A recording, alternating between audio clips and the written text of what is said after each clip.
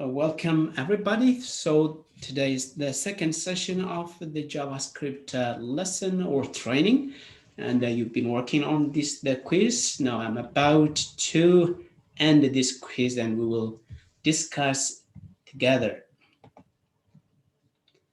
Yeah, great. So we had about 10 questions. Let's see. As you can see, we have 10 questions, and let's go through each question. What is HTML stands for? And of course, that's very clear.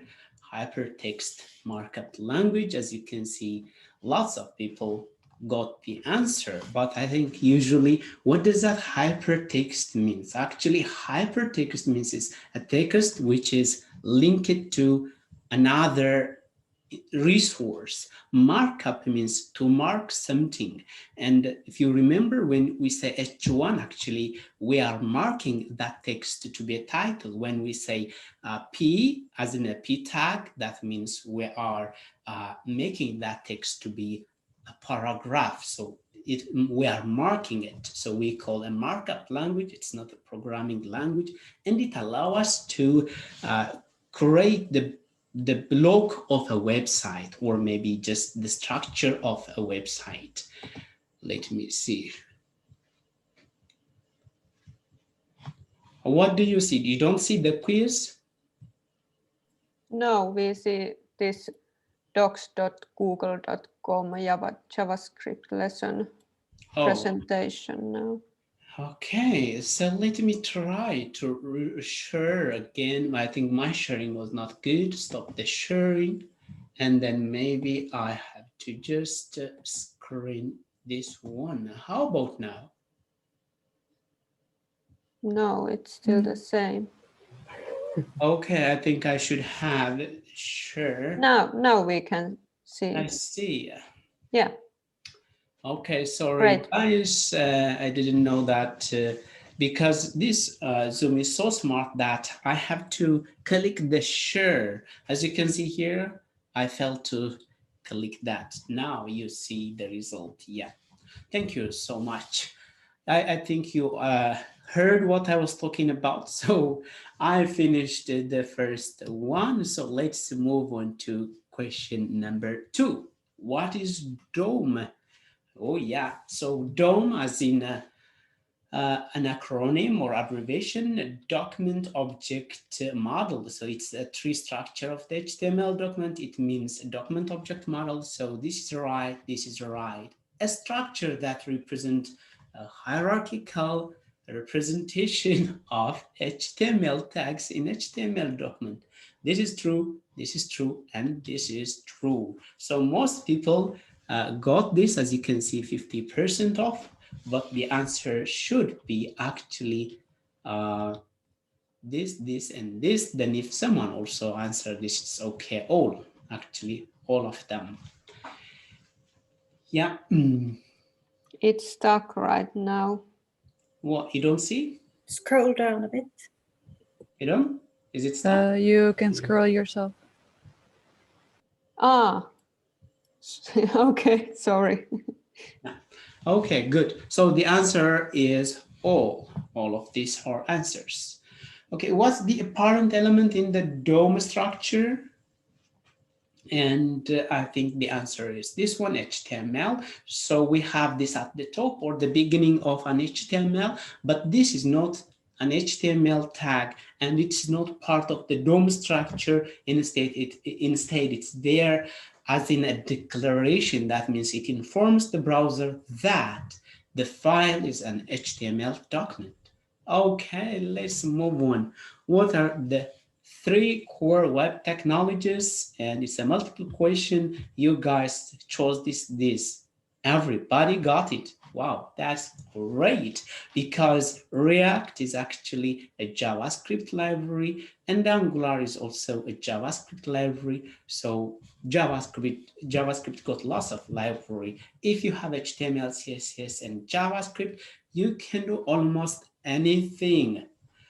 So you don't need other thing, but of course, React is a library which simplify task or which allows you to be more productive instead of writing pure JavaScript. And Angular do the same.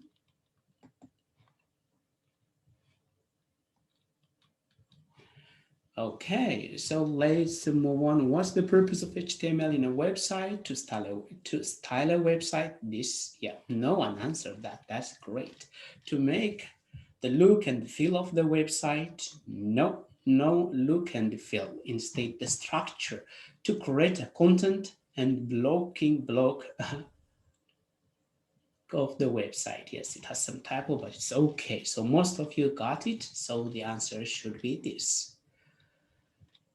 What's the purpose of CSS or cascading style sheet in a website? To style a website, to make the look and feel of the website, to add color, font size, font family, and design, to make a website look good. And the answer should be all of them.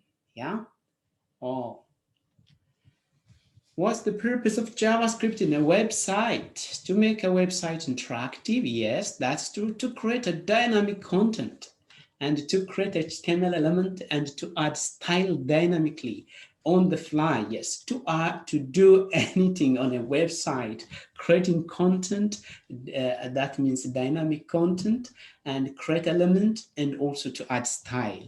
I think if you should have click this, that would be great. So the answer are all of the choices. So as you can see, we can do almost anything, is it?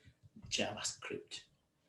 Yeah, but most of you said that to make a website interactive. Yeah, that's what you get. Like, what's JavaScript? To make a website interactive. But actually, it can do all this, and we do this in this lesson. What can you write?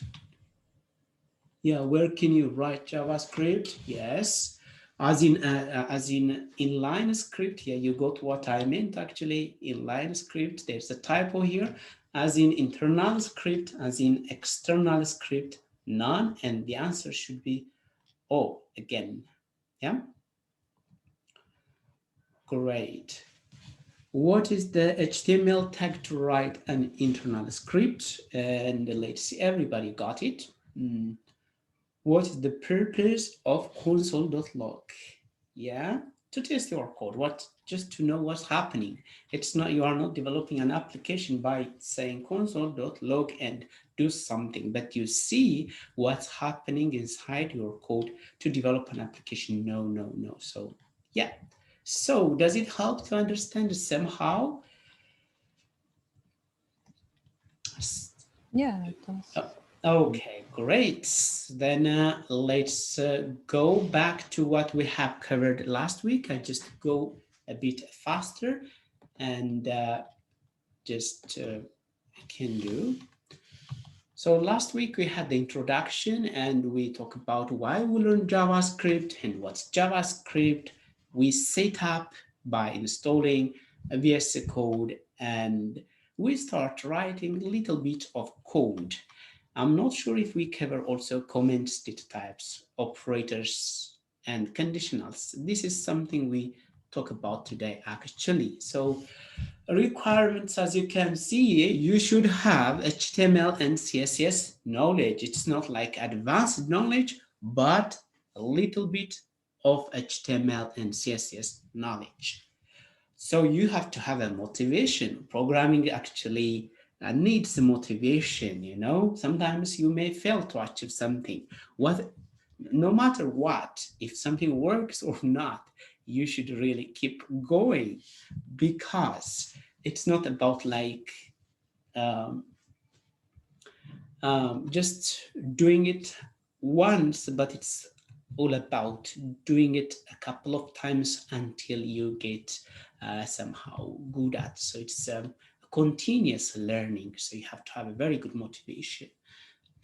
So you need a computer, you have a browser. I'm in favor of Chrome, guys. You should really test everything using Chrome because it's easy to be to stuck in something. If you try with something else, you may have Firefox or Safari or something else. So just do the way I do things. Code editor, we use VS Code. There are lots of code editors. We don't care.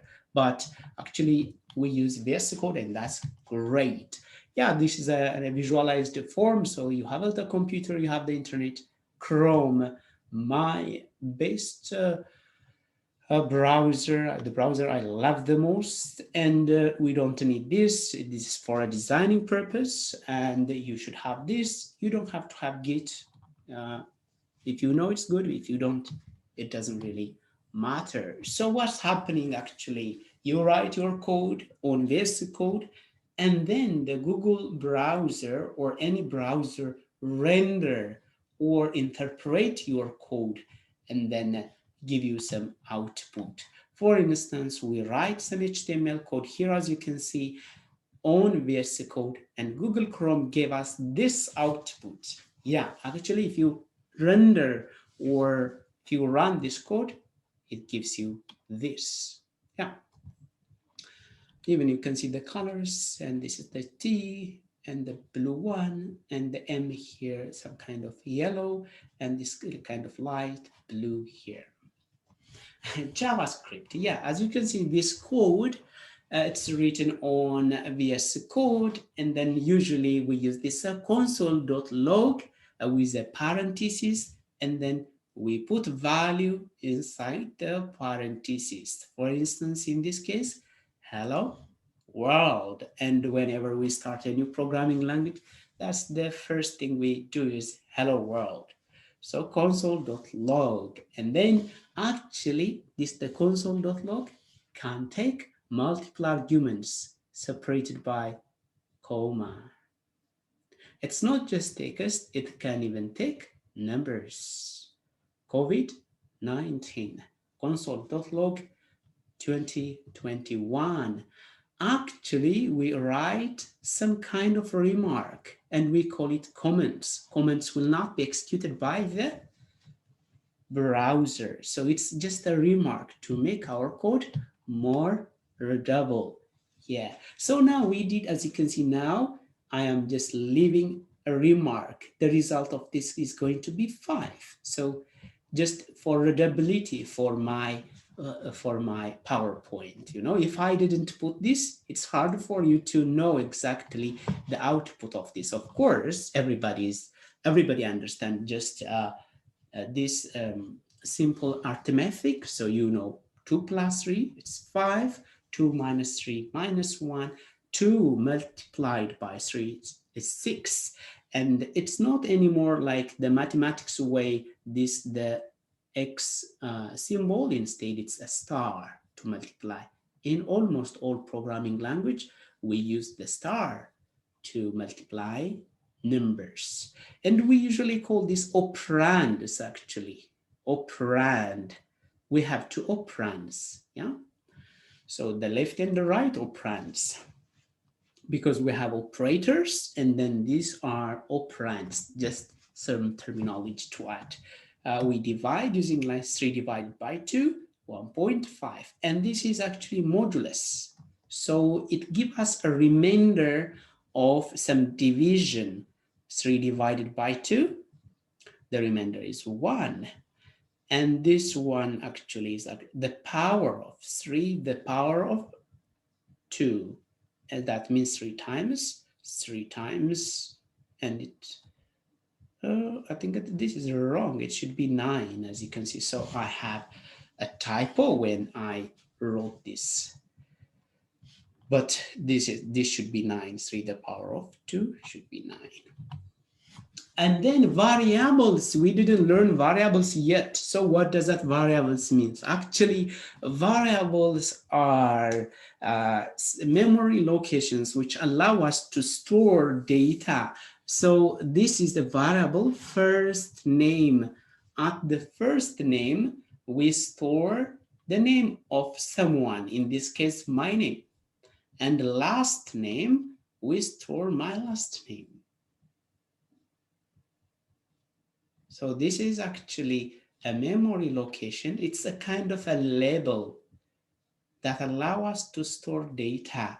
And this equal sign is not comparison, instead assignment operator. We are assigning this value to be stored here. Yeah, so you don't have to go anyway. We have this first name, last name, and then there is a concatenation, this and this. But to create a space, there's also another empty value here. I will explain this later, so you don't have to uh, even understand that. This is it's possible to write. Now, where am I? It's possible to write actually this on Node. So I will show you that. This is the code editor, and then I think you guys were discussing on these questions last week. If we have time, there are questions which you can go to the breakout room and discuss. But for now, I will just keep going. Yeah, let's code. If I say let's code, that means let's do the practical thing. I have to do this. Then actually we can write code, just JavaScript code on the Google Chrome, because Google Chrome has the V8 engine. So how do you open that?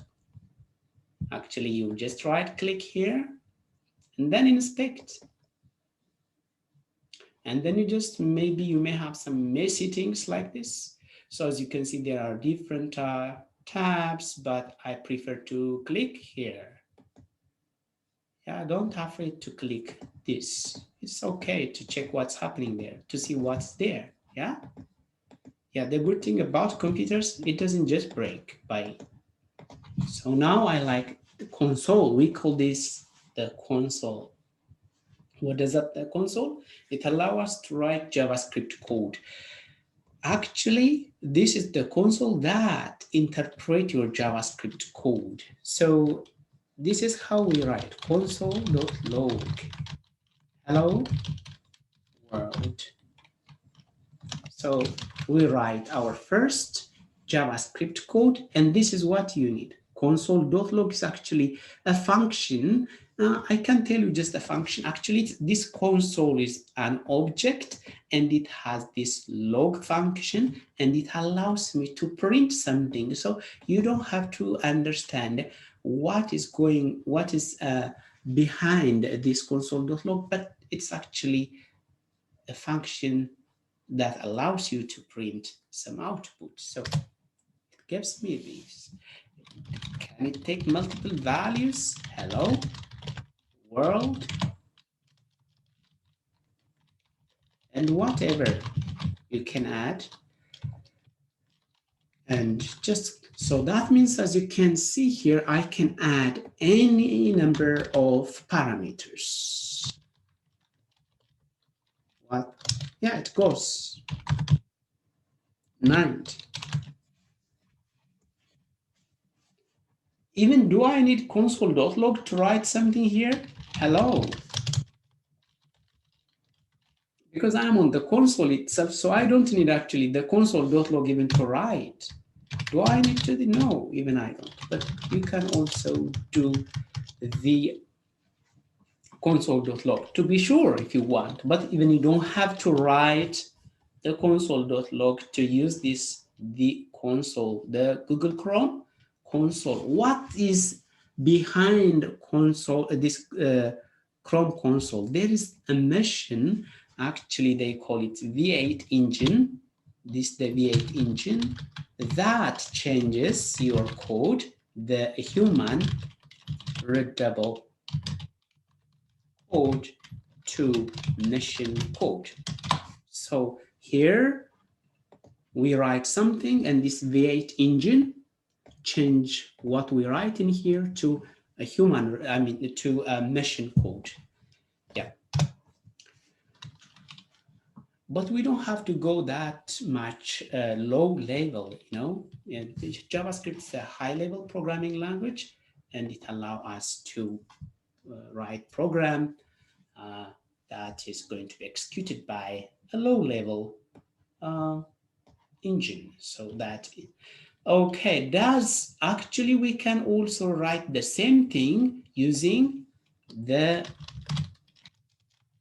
same thing using a node. Yeah, so if you have node, if you install the node, you can do what I do. But if you don't, it's okay, you can just watch. But to install node, you just go to node, and it's here. It's good to install the latest one, I mean the stable one. Mine might be behind this, much behind. Let me check. Node version. I'm a little bit behind. I should update it at some point. But now let's open the REPL of node, and you get something like this.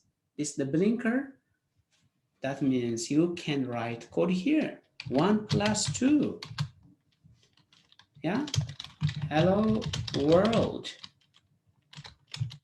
Or you can say console.log hello world.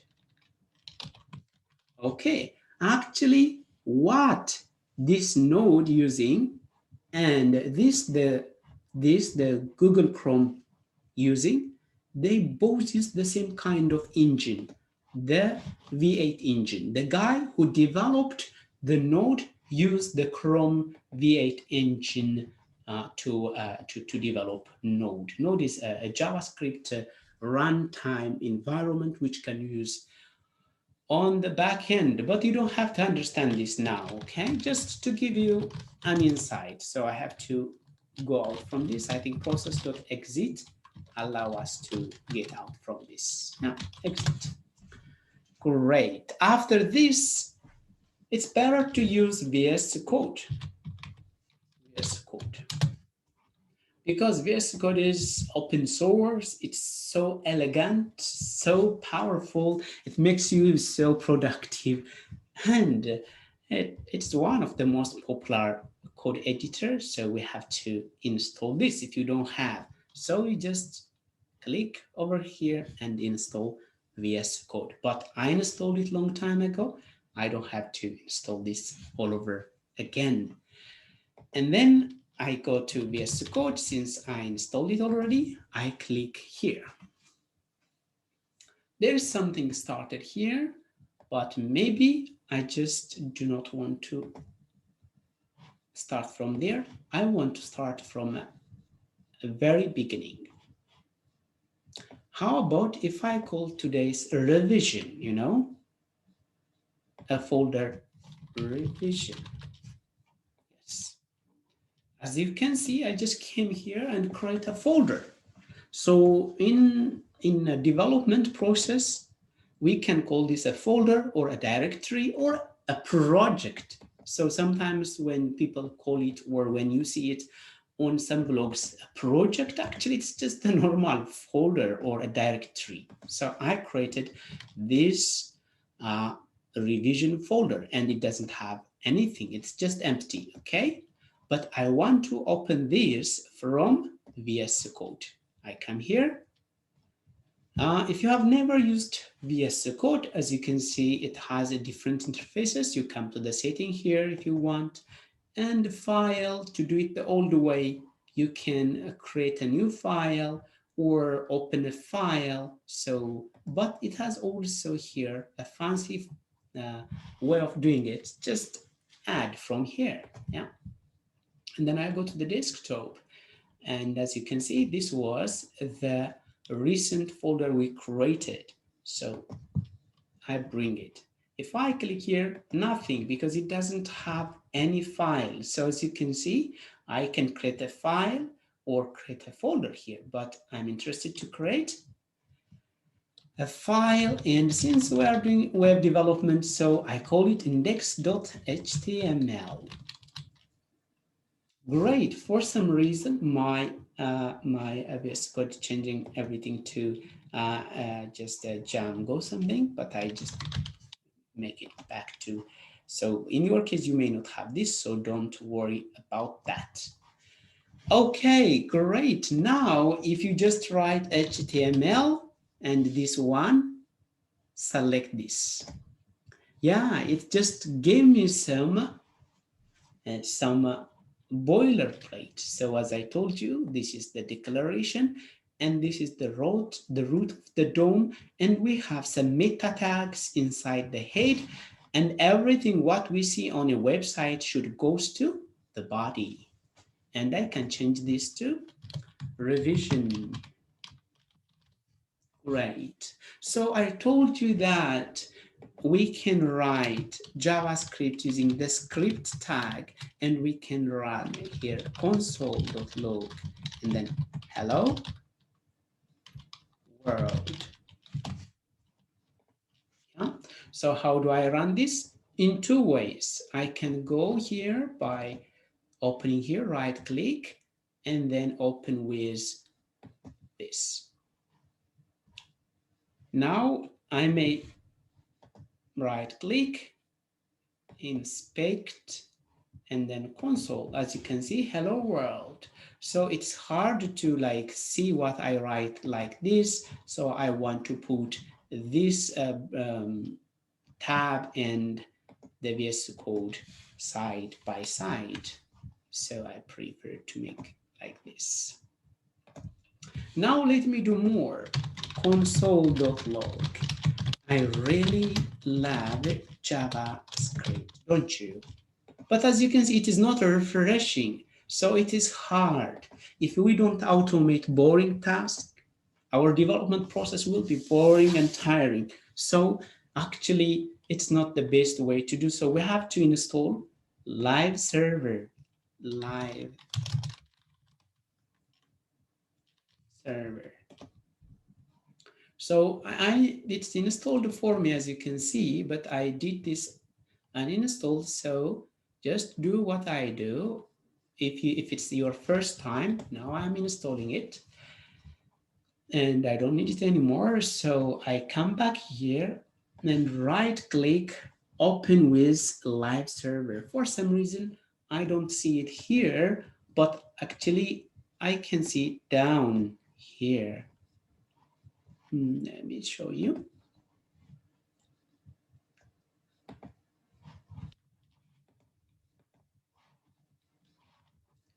Did I install it?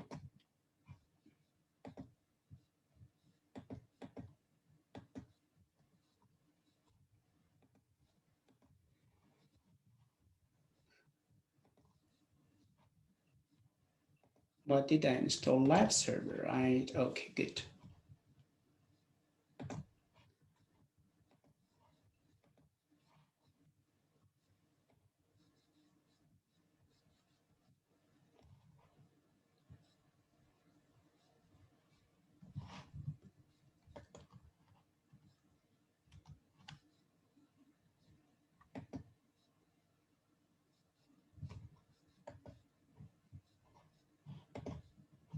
Okay.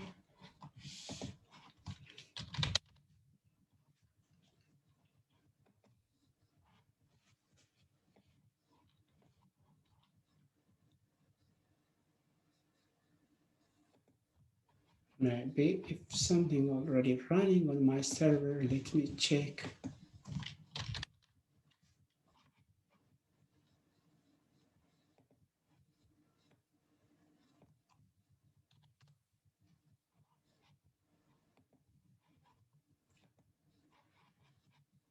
I had this problem a couple of times.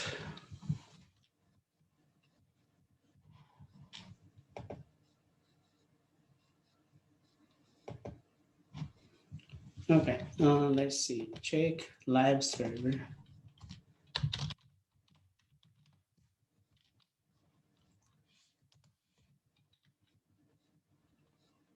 You may not have this problem. It doesn't happen that often.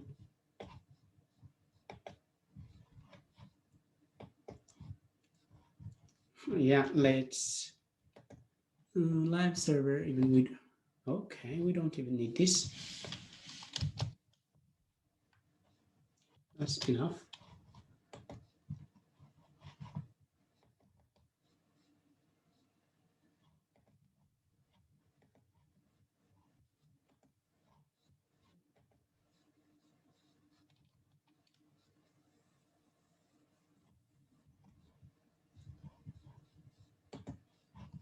preference.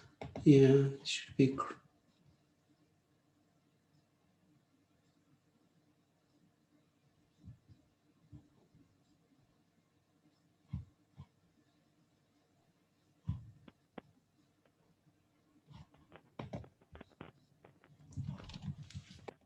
I think that's.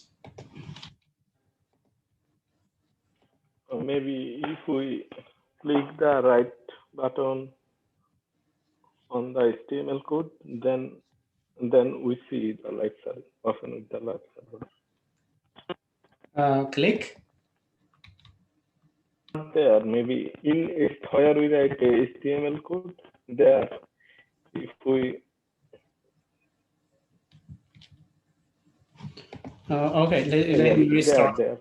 Let me restart my VS Code. That's what I can do at least. Another. What is?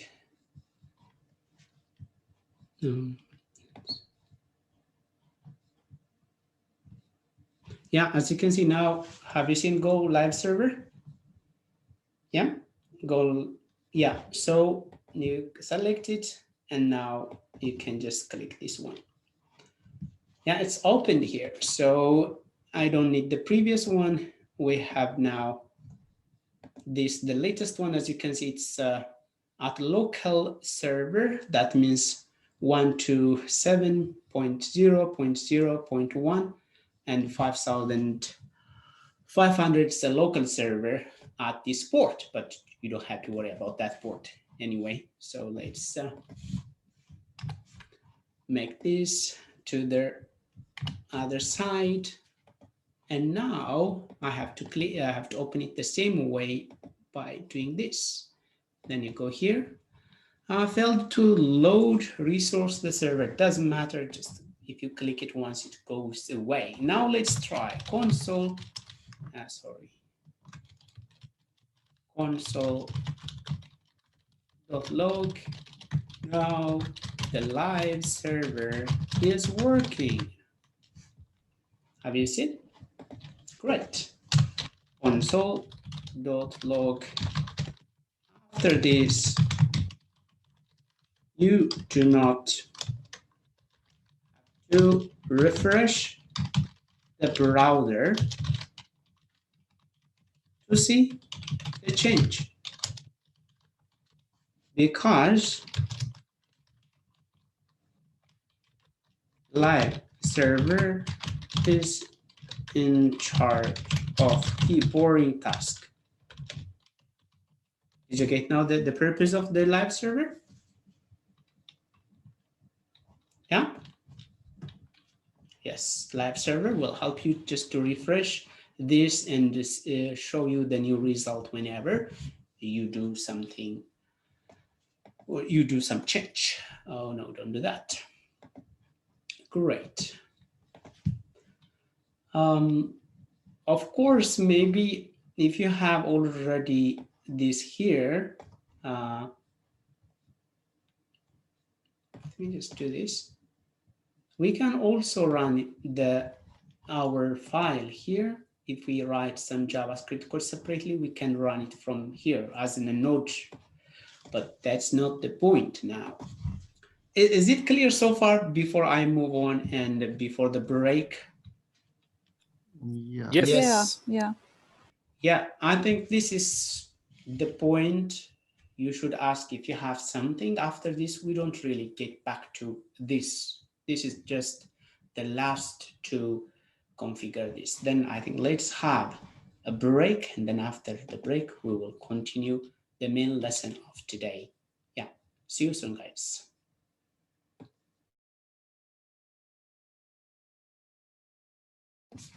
Welcome back, everybody. So we managed to start the JavaScript by writing the code on VS Code, and this is just to help you see how to start from scratch. But I am not going to use this because we have a file, we have a folder we started last week. So I go to that. So I will stop this. Maybe I can stop the live server by clicking here, guys. Sometimes if you run multiple live server, so it might be kind of hard for the live server to update. So I click it here, and then as you can see now, go live again. So the server is now offline. Great. I just close this and close this one too. And I also remove unnecessary tabs here. Okay, then again, let me go to VS Code. Yeah, this is the file we just have. And as you can see, the revision, I remove it from the workspace. And then I add the folder we started last week. Which folder did we use last week, guys? Can you remind to me? Spring. JavaScript, Yeah. Spring, this one. Yeah, so I open that. Why did I open the desktop? That's not what I want to do. So I have to do it again for some reason. So it was not selected. So you have to click on here, okay? And then click this. Yeah, now I specifically open the JavaScript Spring 2021. So even here, I can just, I don't know, because if I just keep working on this, it might be hard to remember what we've been doing. But even here, I can just do everything from scratch. Yes. So I destroyed it. So actually, as you can see, no purpose for opening this. So I can delete this one too. But this, I don't delete it because this is for you to practice. So this is just a note, okay? This is a note. It's not part of the JavaScript. This is a note. But this is the JavaScript. I will remove it. Yeah, for some reason it's a bit slow. Let's just give it some time. Now, as you can see, my index.html file doesn't have anything, but for some reason this is changed to some Django thing. Let me get it back to the HTML. So now to write, you just write HTML and select this one, and then I call it JavaScript Spring 2021. Yes, so let's start the script here and then console.log.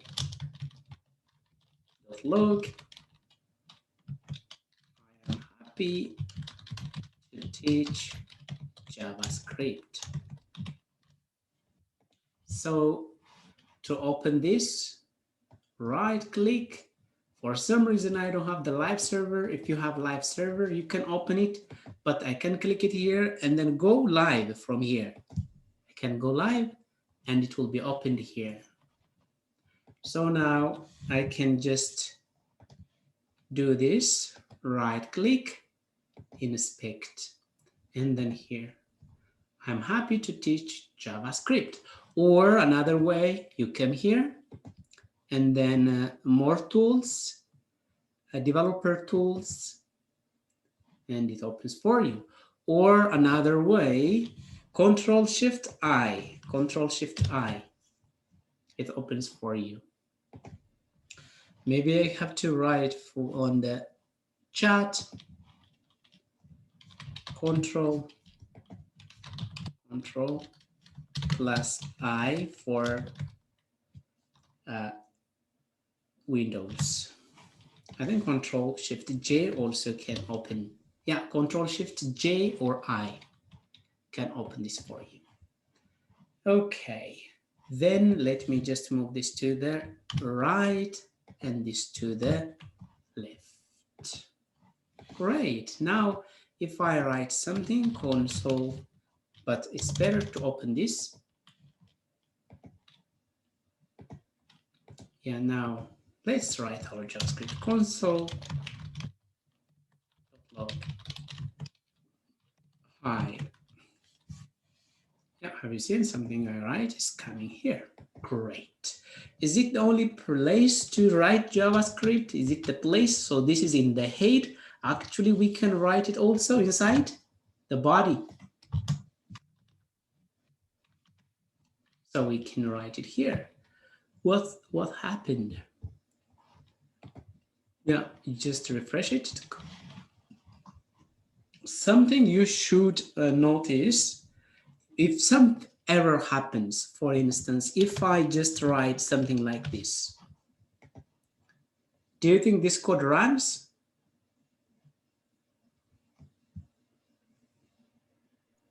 No. No. Why? Because you have different marks there.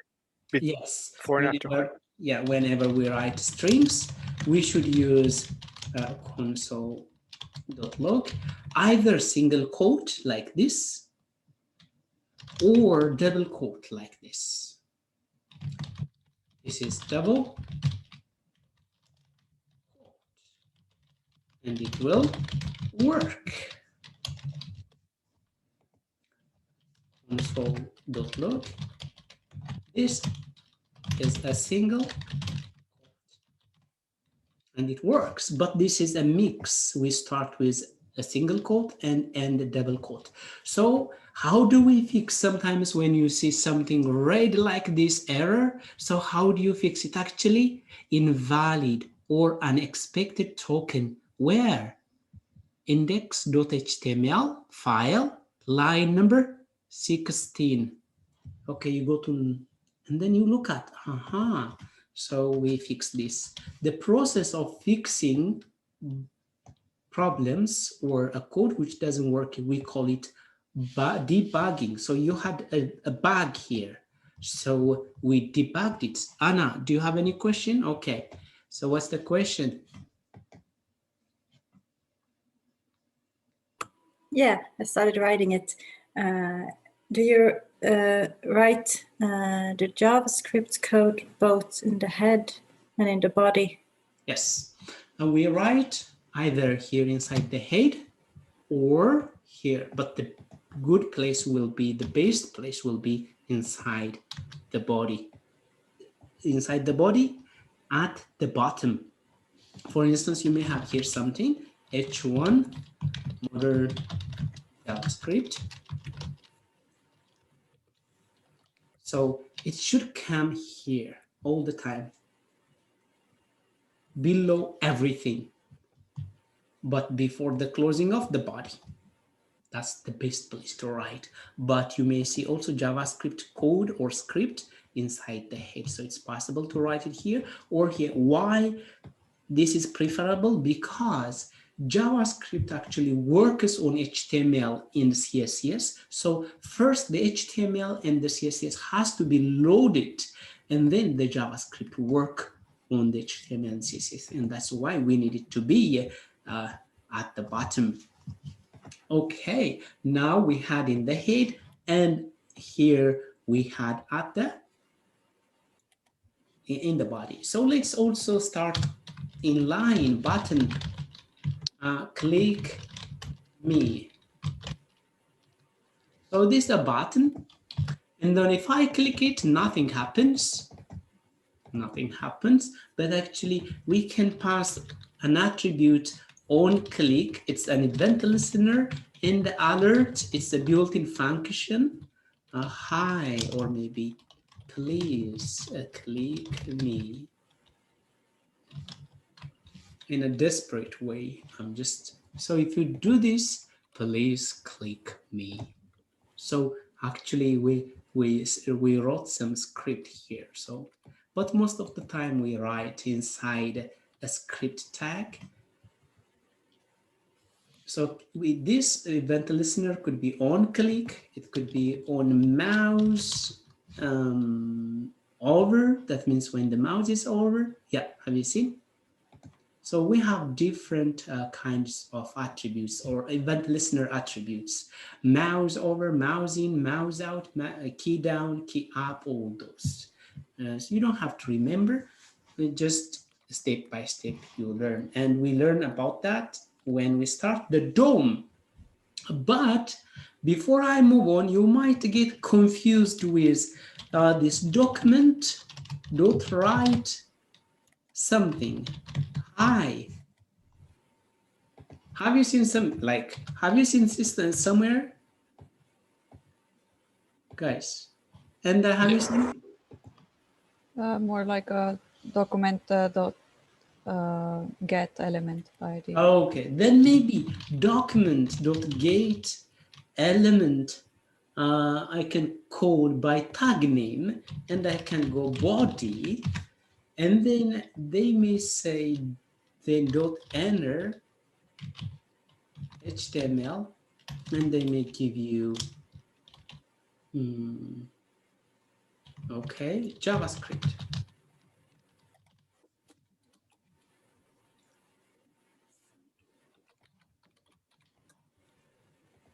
Okay, maybe not that. Let me try again.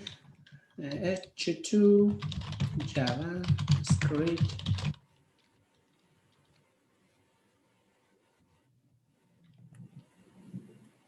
Document.get element by tag name, it's the body. Dot enter. Should get that. No? Okay, maybe I can do differently. Const body. Is it element singular, element by? Yeah. Because there is elements. Yeah, thank you so much. Yes, you're right. That's why sometimes JavaScript elements, that's a very good. JavaScript is like actually a human language. Get elements by tag name. Whenever you do this, it select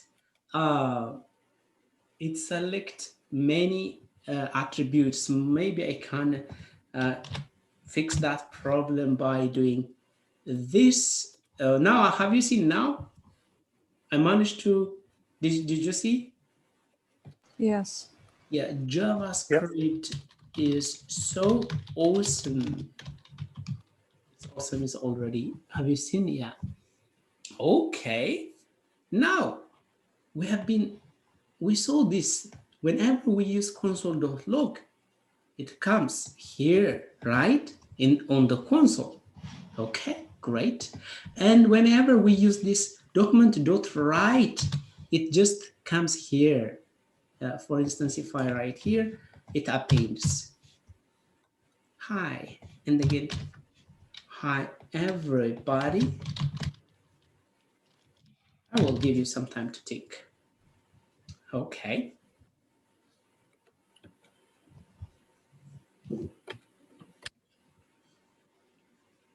I have to make this very clear, okay? And you may just follow me. What's the difference between these three things? Console.log. Console.log is just a means for us to test what's happening in our code. So we write something and we test it, actually. It's a way to test now and then what we are doing. So then what is this?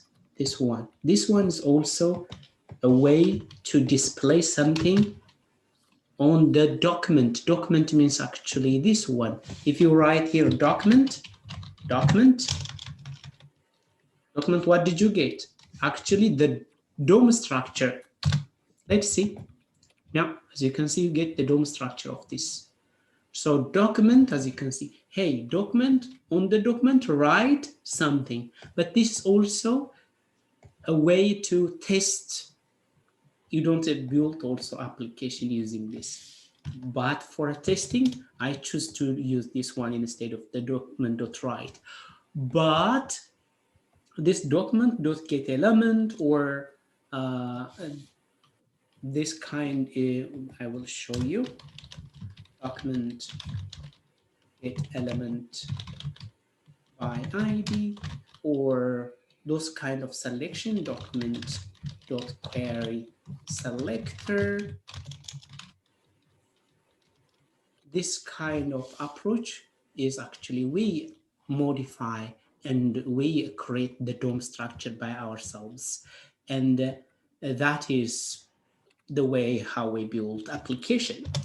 Maybe I can show you something here. Just let me just make it full enough. So just forget about this. Let me open a new. What is this page? What page do you see now, guys? Google. Oh, okay, great. Everybody see Google. How many elements do you see?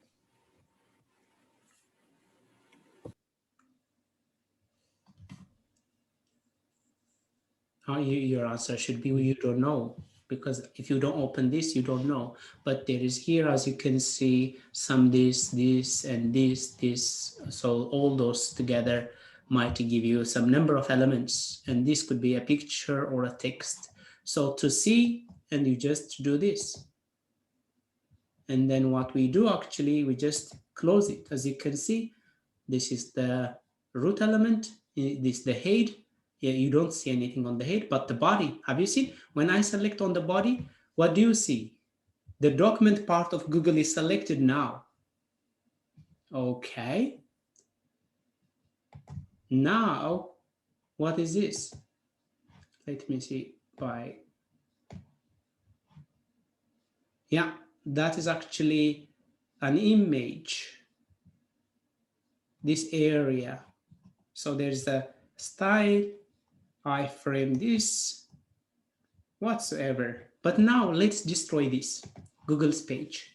How do we select this, the Google page? Document, dot body. I can select and then maybe I can the easy way. Const body, document dot query selector body. So if you run the body, you can see actually you get the bodies. That means I managed to select the body this. Okay, then body dot inner text. Maybe I can also just create a new element. Const title, modern. Okay, for the title I can put it in H1. Modern JavaScript.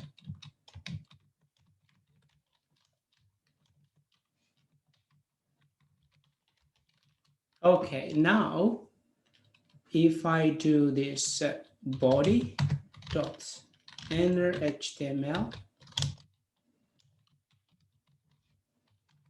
and if I give it to title, did you see something? Yes, the title changed. Yeah, we changed the Google. Okay, we can make it even to the center. How? Body dot style dot text align center. We can even make it larger. Body dot style and font size. I want to make it 125 pixel because I want to be really big. Oh, that was really too big because now anyway. So this is what we're manipulating. We call this DOM manipulation. We had the DOM, but now we are recreating it. So using JavaScript, we can just create and destroy, and we can style it. Do you get the point, by the way? The reason why I'm teaching you this, because you will, it will help you to understand what we do. What's the purpose of learning the syntax of those? So we will learn this maybe in the fifth section. Now, can we change the background? Yes, background, body dot style, background color, background. I can just change it to light blue, light blue. Yes. And body dot style and color of the text, I may just change it to purple. Just yes. now actually this is, now as you can see, even we can create some data dynamically. I can display countries name and countries flag over here. Yes, so we call this DOM manipulation. Now we created this content using DOM manipulation, but this is not yet. So now you know the purpose of JavaScript. As you can see, JavaScript almost do anything. And maybe another more inspiration, I think I have to show you one of the project countries. If I take you this one, go live. Yeah, this is a JavaScript application which was built using just the JavaScript. So this shows you 250 territories. It's not only countries, because in the world there are about 197 countries. So you can, as you can see, you can arrange them by name. And yeah, we've been saying that JavaScript can create content dynamically. What does that mean? Now, as you can see, this Croatia, but when I click this, Croatia is not there. Another new content actually has been rendered that is creating content dynamically. Do you remember the quiz? Yes. Yeah, this is, so you don't have it. Let us see, for instance, now there was a data here, countries and their flags, but now there is no, because this doesn't fulfill any criteria and the DOM re-rendered itself and there is no. But now if I change this and FIN, yes, we created a new content, just only Finland. Finland was filtered out and it came here. Maybe if we go Swedish, you can, by the way, filter using language. So Swedish speaking countries came here, and also some visualization at the bottom. Yeah, so as you can see, JavaScript can do almost anything you want, anything you can imagine on the web. Okay, great. I think you got enough motivation. We don't need this, but we need this. And what was this part? But this, since we are manipulating the Google, if I refresh it, we will see Google again, because the file is not coming from a VS Code. We've been just manipulating from here. Great. And now I think after this, when you see something on the internet, something that says document.querySelector or document.getElement by ID or class, you will not be surprised. But guys, for the time being, let's just focus on console.log. Yeah, great. And we saw also this inline selector, but I think the best place to put your JavaScript is in a separate script. So let's write separate script. I call it scripts or whatsoever. Maybe I can call it day2, whatever. Scripts.js, I can just call it. And instead of putting this, I can just pick this there, and I can link this with a source attribute. Yeah, source. And I have seen on the Telegram some people asking this: what's the difference between / and without the /? Yes, I think it's good to put dot, means the current directory. The current directory means here, the JavaScript Spring. Yeah, this JavaScript Spring 2021 is the current directory, and there go to scripts. So it's good to have such kind of practice. If you remove this, it may not work when you deploy. Sometimes something which may work at your local machine may not work when it's deployed. Yes, so put this / and then I will put the code we have here. I just paste it.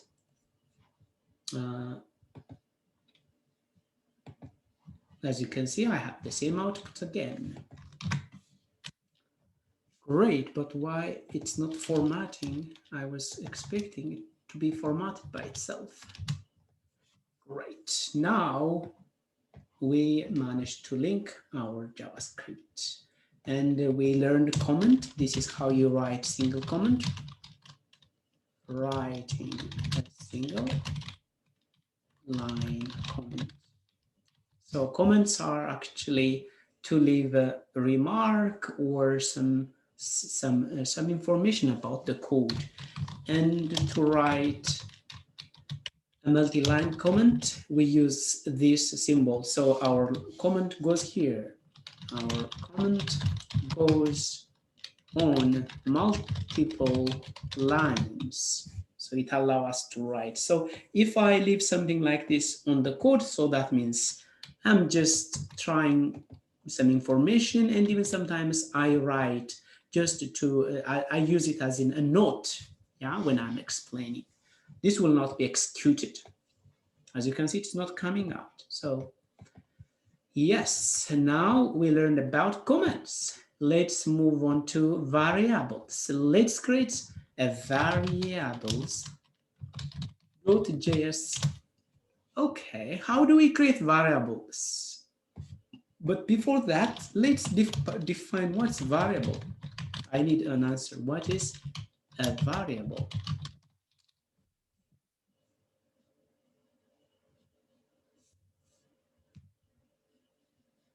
Help me out. If I talk just by myself, then Well, a variable is a data that keep changing. yes, that's very good. Variable is actually a storage that stores data that may change.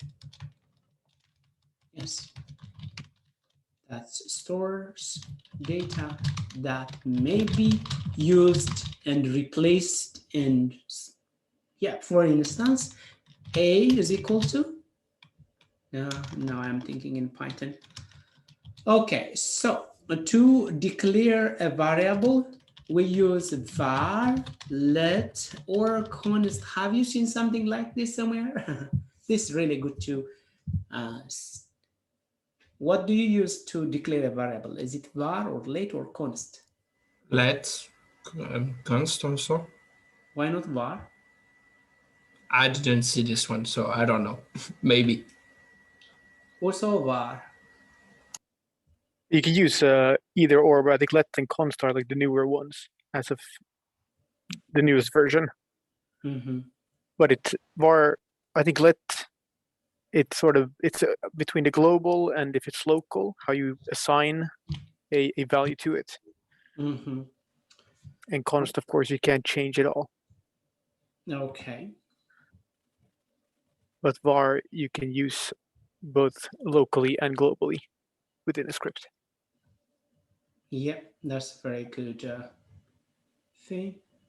Okay, let's. I was trying to show you here because I have seen that they don't update their website that much. Oh, still they didn't declare variables. Okay, let's see. Have you seen var here? Yeah, var. But I think after this did they change? Yes, ECMAScript 2015, or that means ES6. And then I will explain to you, but anyway, some websites didn't change the var yet. I think now, as I can see, W3 School, they start using let, and the reason why even they explained it. Okay, so var before, like in 2015, before 2015, there was a var, only var. To be honest, when it was var, it was JavaScript was messy, and there was a high chance of making mistakes. And because var is global, it's a global. It doesn't have a scope. The scope is actually a function scope. but this let and const, their scope is actually block scope. I will show you what does that means. If you don't have to know if now, but I will show you what the block means. And function name XYZ meant whenever here we have a condition, maybe x greater than 0 or whatever, or just true, I can say true. As you can see, we have some console.log hi, console.log, and then hi. So if you declare a var a is equal to 5, this will be scoped function. That means if you declare it like this inside the function, it will be only inside here, unless otherwise actually it will be everywhere. But let and const, they are actually scoped to any block. Have you seen this block? Or it might, you may have also a for loop. Let I is equal to 0, I less than 5, and I plus plus, and you have another scope, another block again. Block, this is a block. If there is a 2 curly bracket, we call it block. But this is not only a block, it's also a function. So actually an easy way to remember for the time being, var is scoped to function. Let and const are scoped to block. If there's a block, it doesn't go out from a block. Another way, I think I gave this definition. Do you know, imagine you have a dogs. You have 3 dogs. And the dogs, I call them Varo. They are actually Italian dogs. And the Leto and the Consto. It ends with 0, whatever. How many dogs do you have, guys, now? You have 3 dogs. Okay, let's imagine we have 3 dogs. This Varo is a dog. It's a so sneaky kind of dog. Whenever you think that it's somewhere, you get it everywhere. It's so sneaky and it just moves around. It's so hard to control. That is var, actually, the property of var in a code. Leto and consto, they are so distant. If you just put them in one place, you get them there. What? No matter what. How about? Is it easy now? So this sneak out from the compound, from the block, but these guys will never, they don't jump from the compound. That's from the block code. This is another way too. And this const, we declare it just once. So for now, for the time being, let's just go for let, just let. And a is equal to 3. So now, what's the name of our variable? A. A. So what's the name of this operator now? Equal to. It's equal to, but what's the purpose? Are we comparing A with 3? No, We're just assigning. start. Yeah. No, we are assigning. So it's an assignment operator. It means we are storing 3 at a memory location A. So now actually we declared our first variable A. Let's create another. Let B is equal to 2. Yeah. So now we store 2 at a memory location B. Let sum is equal to A plus B. What is the value of sum?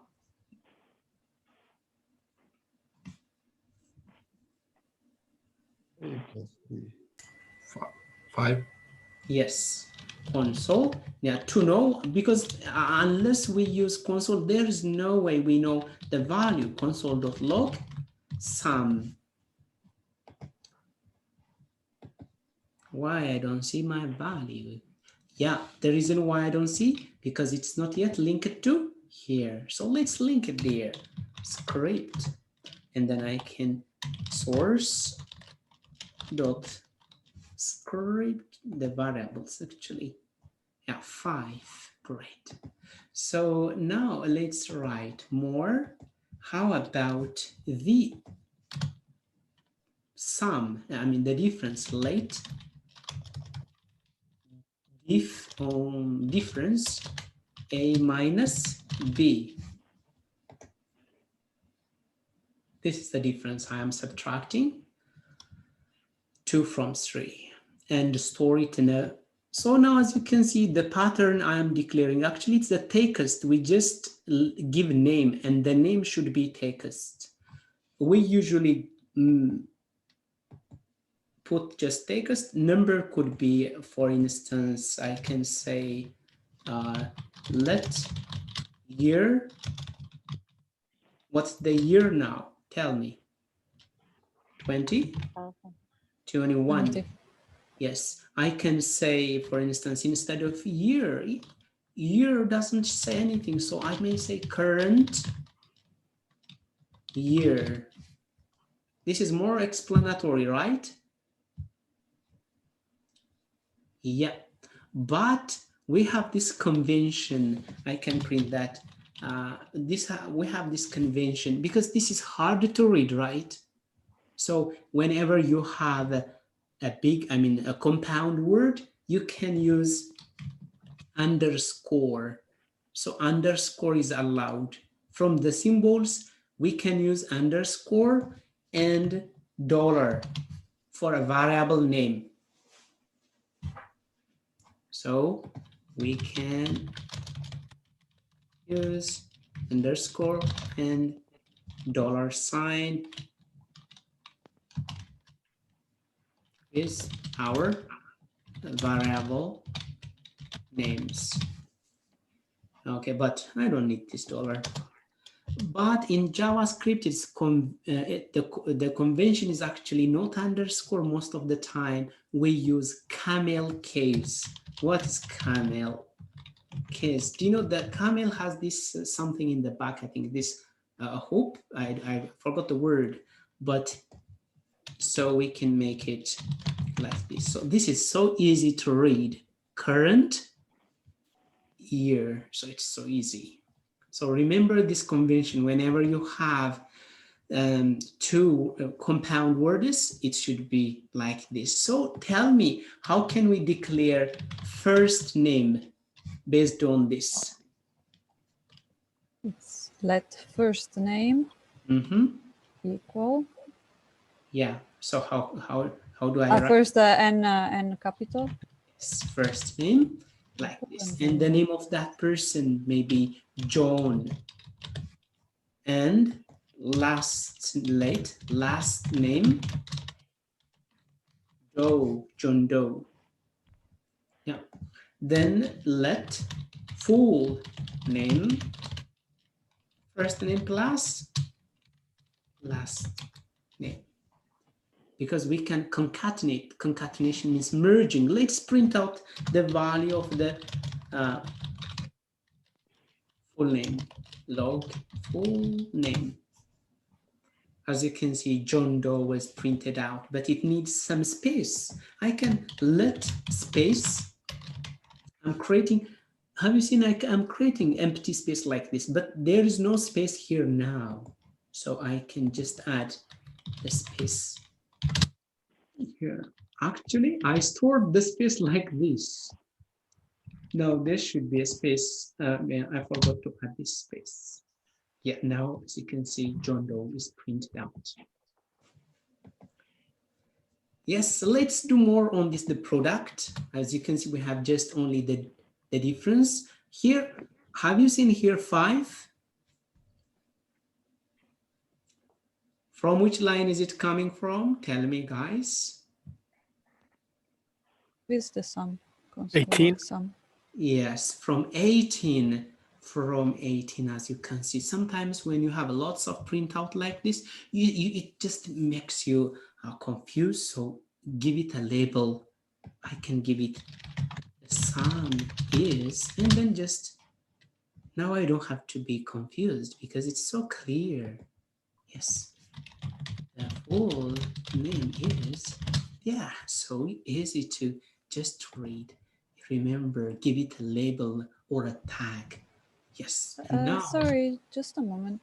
When I try to save let the full name, first name plus space, it doesn't recognize it for me. There's space here, as you can see, space. Ah, okay, yeah, that's Yes, what's missing. one space bar. If you do more space bar, also it may keep that. Have you seen? I'm putting more, but one space bar. Okay, now let's do multiplication. Product of A times B. Guys, have you noticed I usually leave some space? Have you seen when I'm writing let A some space equal some space in the value? Why I'm doing this? Easier to read? Yeah, it is easy to read. And whenever other senior developers look at your code, yeah, they feel that this person really knows how to write a clean and beautiful code. Yes. So it's I have a question. Yes. Why do you, or why don't you put any apostrophes around 2021, for instance, but around the actual words like John and Doe and space? Like there are no apostrophes. Where 21? 2021, the year, let current year be, and 2021, but no apostrophes. 2021 here. Yeah. Oh, what do you mean apostrophe? Like She wants to know what the type of 2021. No, well, Like the why isn't there quotations. any Oh yeah, quotation? got you. Yes, I yeah. got the question. Yes. Okay, thank you for asking. Yes. What she asked actually is why this has some quotation, but why not this one? Why we didn't put something like this? Is that the question? Yes. Yeah, so I Okay. question Okay, great. quotation.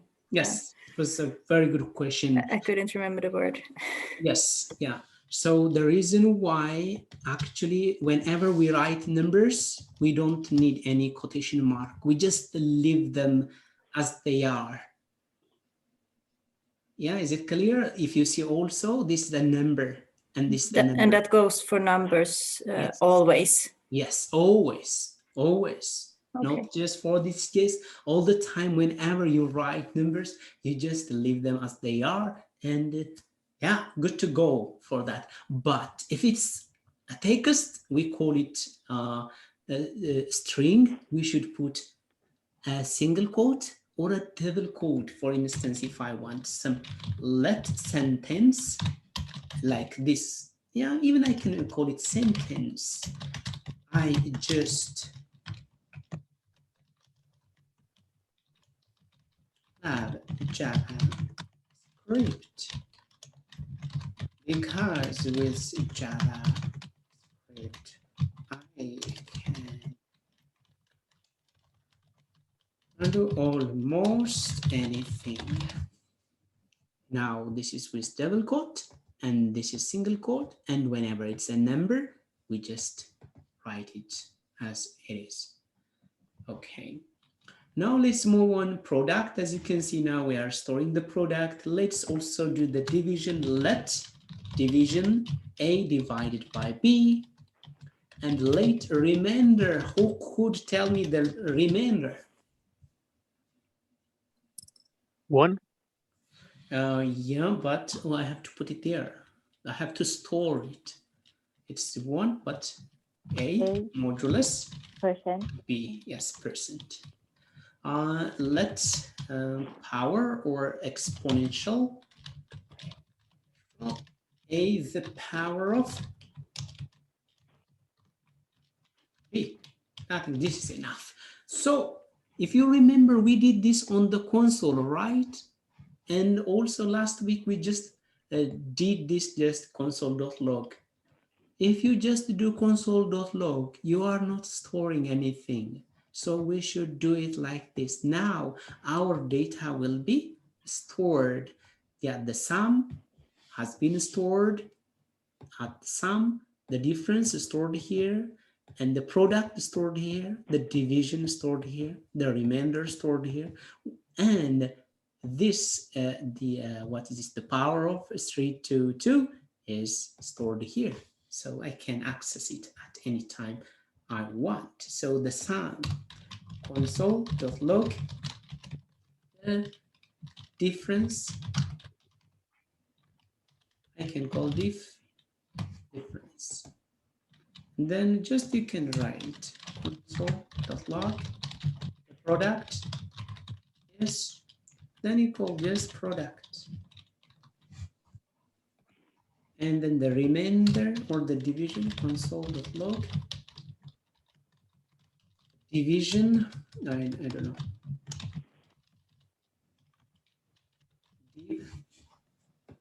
Since it's repetition, I can be faster, you know. The exponential, the so hard word to pronounce, whatever. Okay, so as you can see, it's 9. 3, the power of 2 is 9. So what we do actually, this is operation, arithmetic operation. So addition, subtraction, multiplication, division, modulus operator, and then exponential. Great. Any question? Another question I have seen someone asked, but I didn't see that. Any question? Yes. Mm-hmm. Yeah, I didn't want to interrupt you again, so I wrote instead. But how much do you actually use these maths commands when creating or programming something, or does it all depend on what you're creating? But will we do that later on? Yes. Do you have to use this? All the time. Okay. All the time. But most of the time in programming, it doesn't require complicated mathematics to solve common problems. You don't need, if you know just basic high school mathematics like addition, subtraction, division, that's good enough. Yeah. We use it to make things work. Of course, yes. Okay, but yeah, that's what I was wondering. It is. So everything, like every problem, everything can be solved with these things, right? For instance, I may ask you a little example. Guys, it's an assignment now, just do it right now. Find the area of a circle.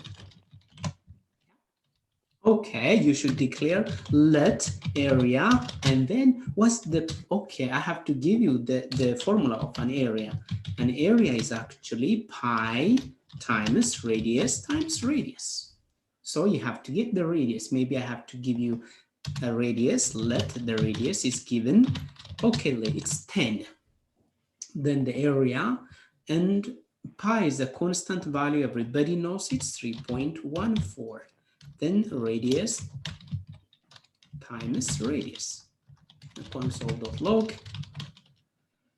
area. I can make it just r. Now we calculate the radius of some circle, 314. If it is in meter, so it will be in meter. Have you seen now? The application, we just multiply. Maybe I may ask you to calculate the area of, calculate the area of a rectangle with length 10 and width 20. I will do this for you. Okay, I will give you 2 minutes, guys.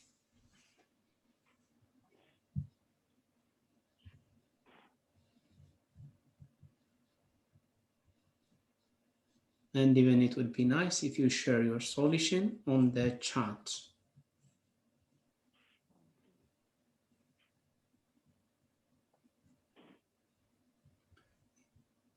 If you didn't do this task, don't look at the chat because it will.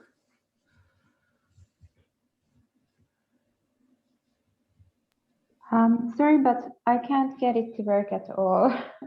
Like when I look at the console, there's nothing there. What is the problem?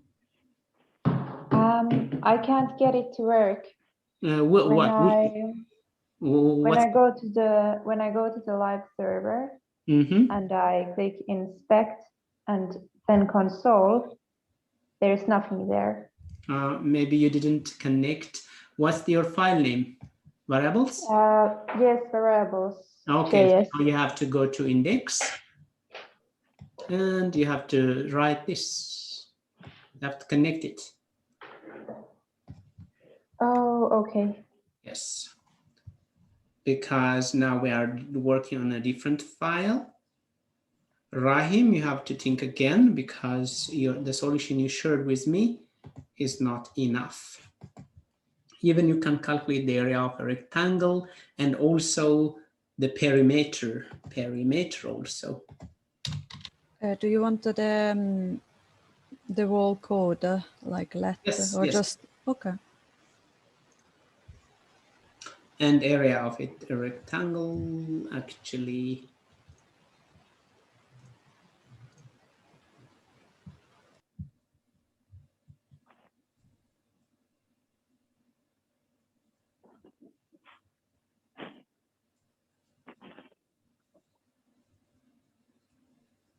Sorry, could you share what I needed to write on the index? I can share with you on the. Yes, how about if you put this? I shared with you on the chat. Thank you. Okay, I think this is good enough to get back. Yes, so someone asked a good question, and now actually we are just practicing right away. So the question is calculate the area of rectangle with length 10 and width, sorry, this is a width 20. So the area of a rectangle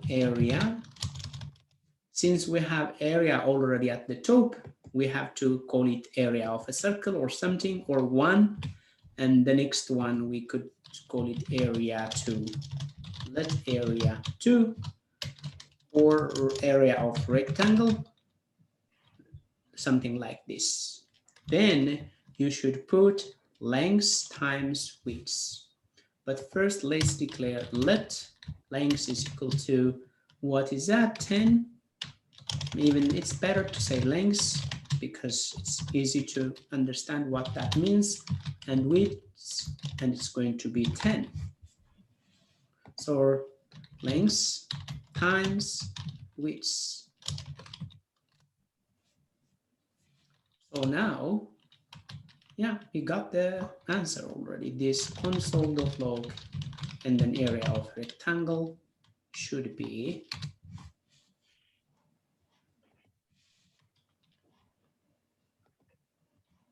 of course I have to change this to 1. As you can see, it's 200. Perimeter. The perimeter could be a let perimeter is equal to actually length plus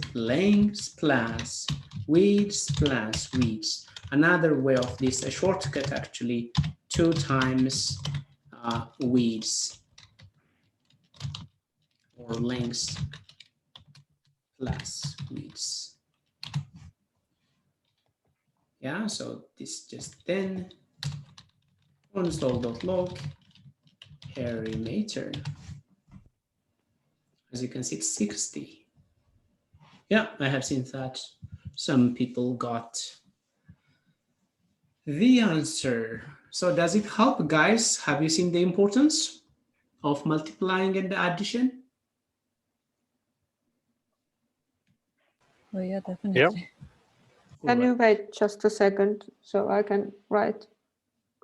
I can share with you. How about if I just copy this but guys, I told you that we have this const. Did I tell you that? Const actually, whenever we have a constant value, we can use const. What is that constant value? A value that doesn't change by any means. Have you seen any constant value that may not change by some circumstances? Do you have Pi? Yes, because this is already someone at some point in time has proved that the value of pi is 3.1 or something. So we don't care about that. So pi, usually we make it capital 3.14. And then instead I can just call pi. Then also just to practice another const, I want you to calculate the weight of someone. Calculate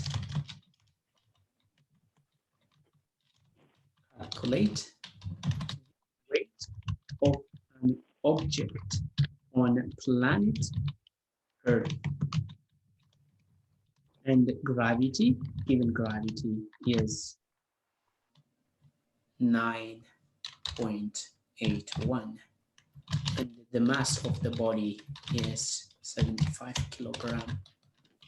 What is the weight of this person or object on planet Earth? Okay, I have seen someone raise the hand or something. Anna, could you please, yes, may I know the question? Yeah, sorry, I'm running behind. I still can't get it to work. I actually have on, when I look at the variables.js. Yeah. How about if you share with us your screen? Well, maybe I can share my camera because I'm on the phone. Oh, I think you could manage to share from the phone too. Okay. But I think how can you work on the, I mean, how can you work on the phone? No, I work on my laptop. Okay. Anyway, I think if you share your screen, the screen you are having all the code, I can see if you could. Okay. I'm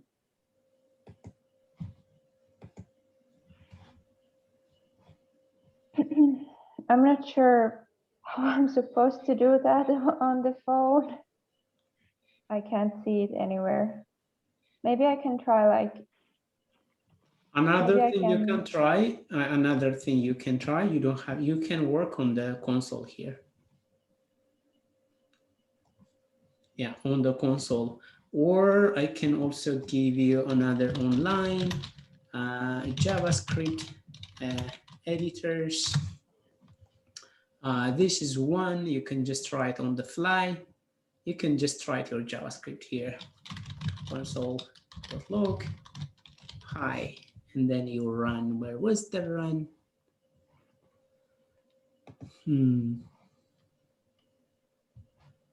I don't see the run now. Do you see someone who sees it? In the top left corner. Yes. So as you can see, you may have, maybe it may need to sign in to use it. So, but hit me one alert. Hi. Yeah, but it's working first, but I don't know. Wait, not. Yeah, it's working as you can see. Yeah, so, but you don't have to even comment right there. Just you can work on here. But at some point it should work. What we have so far, as you can see, we have one HTML, this file, and we connect it here.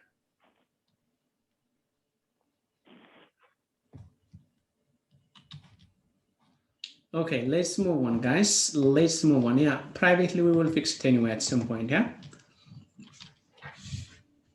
If you couldn't manage to share your screen with us. Okay, so you've been asked to calculate the weight of a body on planet Earth, and so what is the variable going to be? The name of the variable? Tell me. Mass. What's the mass? 75. Another variable? Constant gravity. Yes, constant gravity. And 9.81. Why I chose? But guys, by the way, I forgot to add let. The let's, yes. Because now I'm thinking in Python, guys. No, it's okay. Python is some kind of loose kind of language, you know. So I prefer my constant at the top, but it doesn't matter really, to be honest. So what's next? Let, weight of mass times gravity. So this is console log the mass of the body on, not mass, the weight of the body.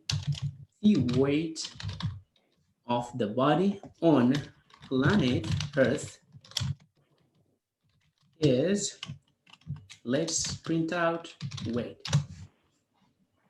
As you can see, 735 something. Good enough. We are not going to. So as you can see, after this, we are not going to do arithmetic operation. We did it already. So what are the arithmetic operation? Tell me. Arithmetic operations. Tell me. Addition, subtraction, multiplication, division, modulo, the modulus operation, and also this, the exponential or power, this. And another operator you learned, what other operator did you learn? Because these are assignments. Assignment operator. So we assign. Another operator now I want to teach you, comparison operators. You know, we love comparing things. We love comparing values, right? So we use this sign, and this or this. I mean, this greater than or equal to, less than or equal to in some way, exactly equal, not equal in somehow, not exactly equal. I will talk about those, okay? Great. Now I will take you down. Maybe I think I have to create another file maybe, or we can work on here. I think we don't have to create another file. We can just work in here. So what's the plan now? I think before that, I want to give you another break, 10 minutes break. And after that, we will make it a bit faster. So just drink something that can give some more energy. I will see you after 10 minutes.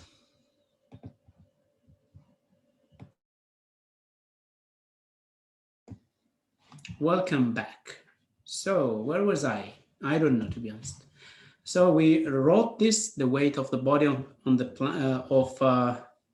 the weight of the body on planet Earth is this amount based on our calculation.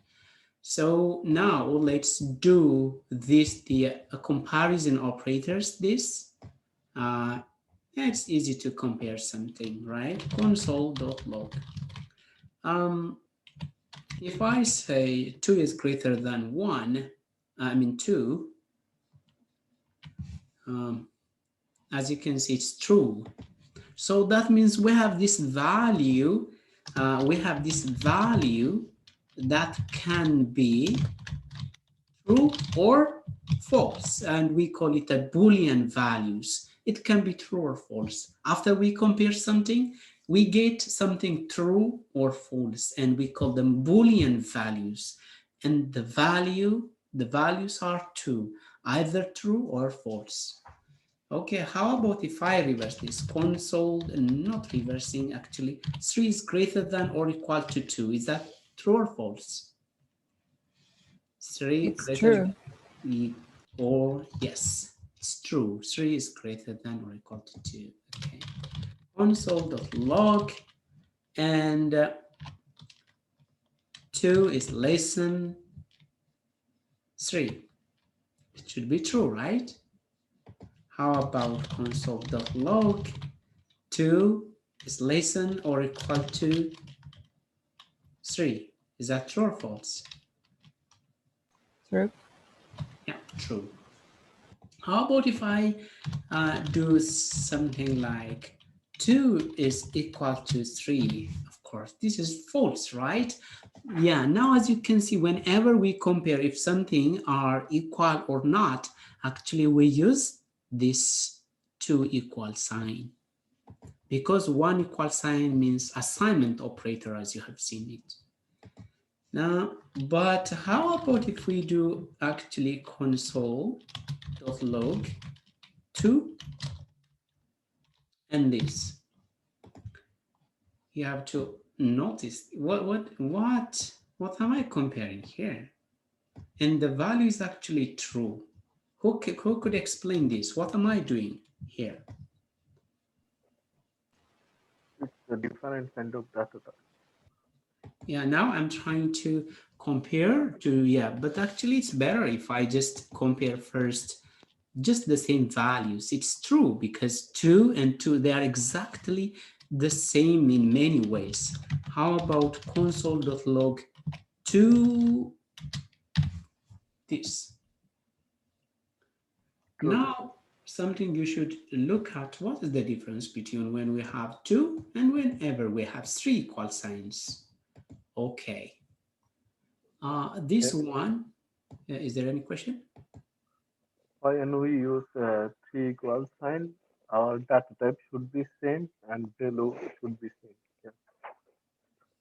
Can you say it again?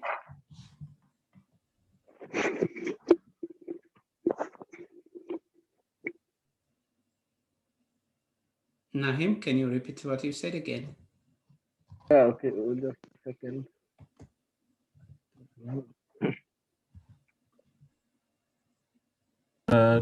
To equal, it's just depend on data, on the value. But if we use 3 equal sign, then it also depends on data types. And the values, yeah. Thank you, Nahim. Yes, as Nahim said, if you do this, it's just compare only the values, and we may say equivalent. You know, equivalent and equal, this means equality, this is equivalency.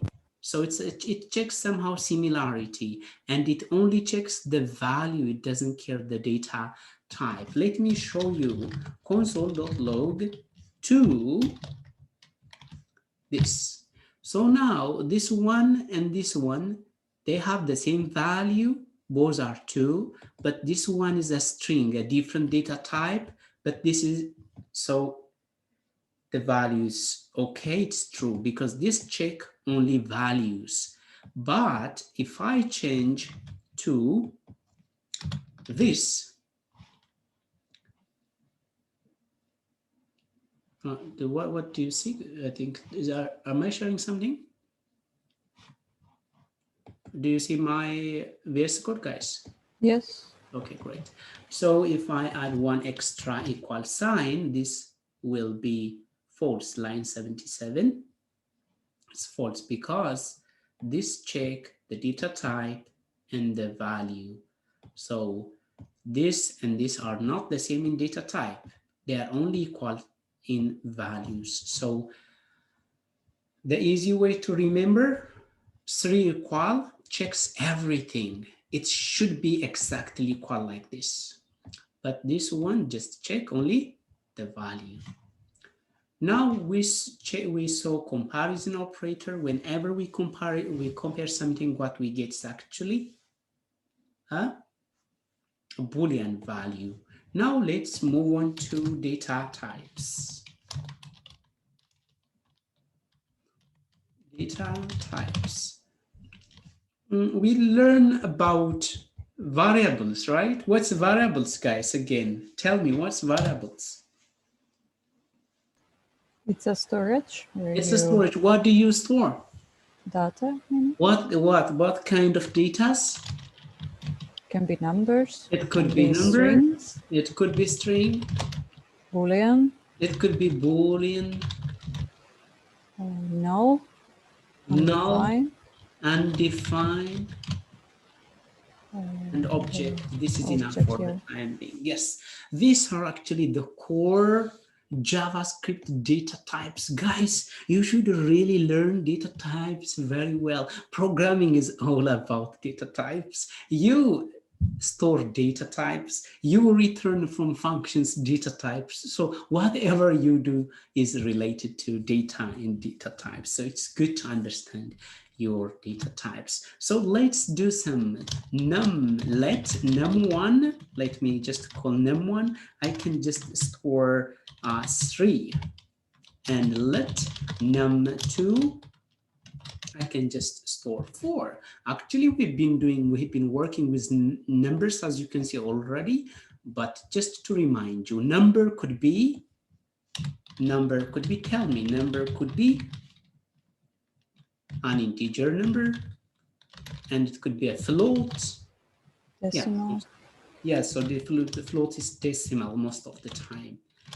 Okay, so if we have a number, we can do arithmetic operations like addition, subtraction, multiplication, division, all those. And I'm not going to do all over again because we did it already here. So we did the arithmetic operation a while ago. So if you have a numbers, you can do arithmetic operations.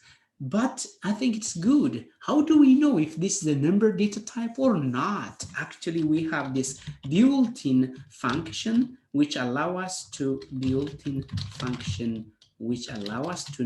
type of num1. Wait, just forget about that. 10 console.log, and I just, what is the type of 10? As you can see, it gave me number.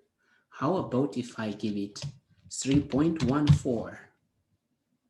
It's just a number. So hey guys who were in the Python lesson, we learned about int type, float type, complex type, right? But here in JavaScript, everything is just number. It doesn't matter, okay? Everything is numbers, so easy. But how about if I change this to text? Yeah, it's a string, or my name just.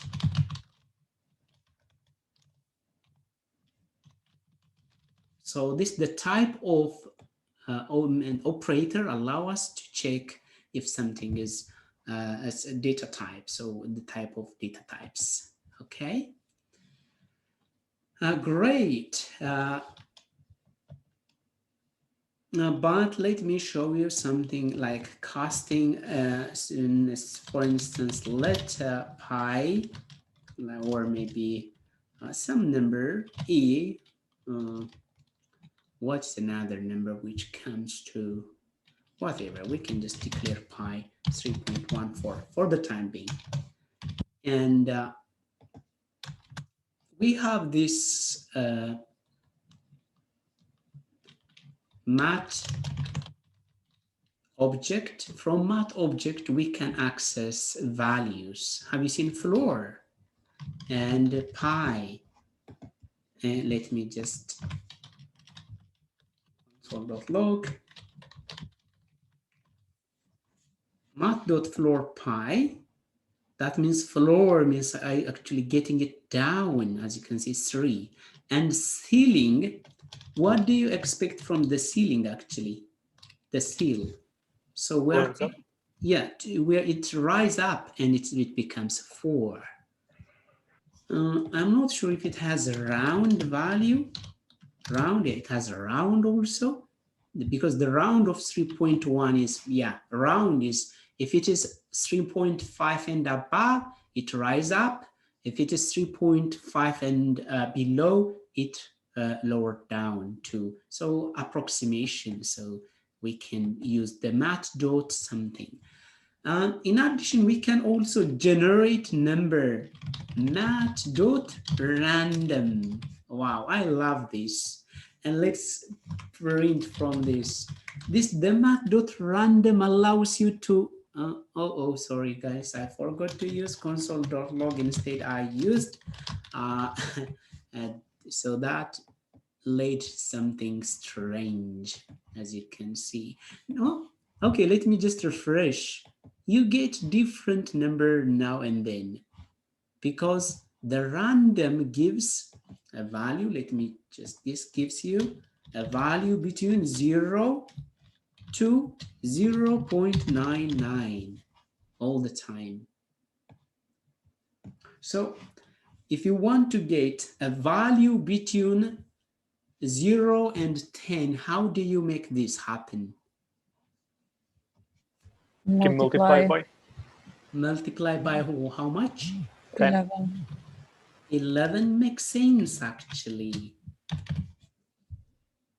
And then 11, and so if I multiply it by 11, if the value is 0, 0 times 11, 0.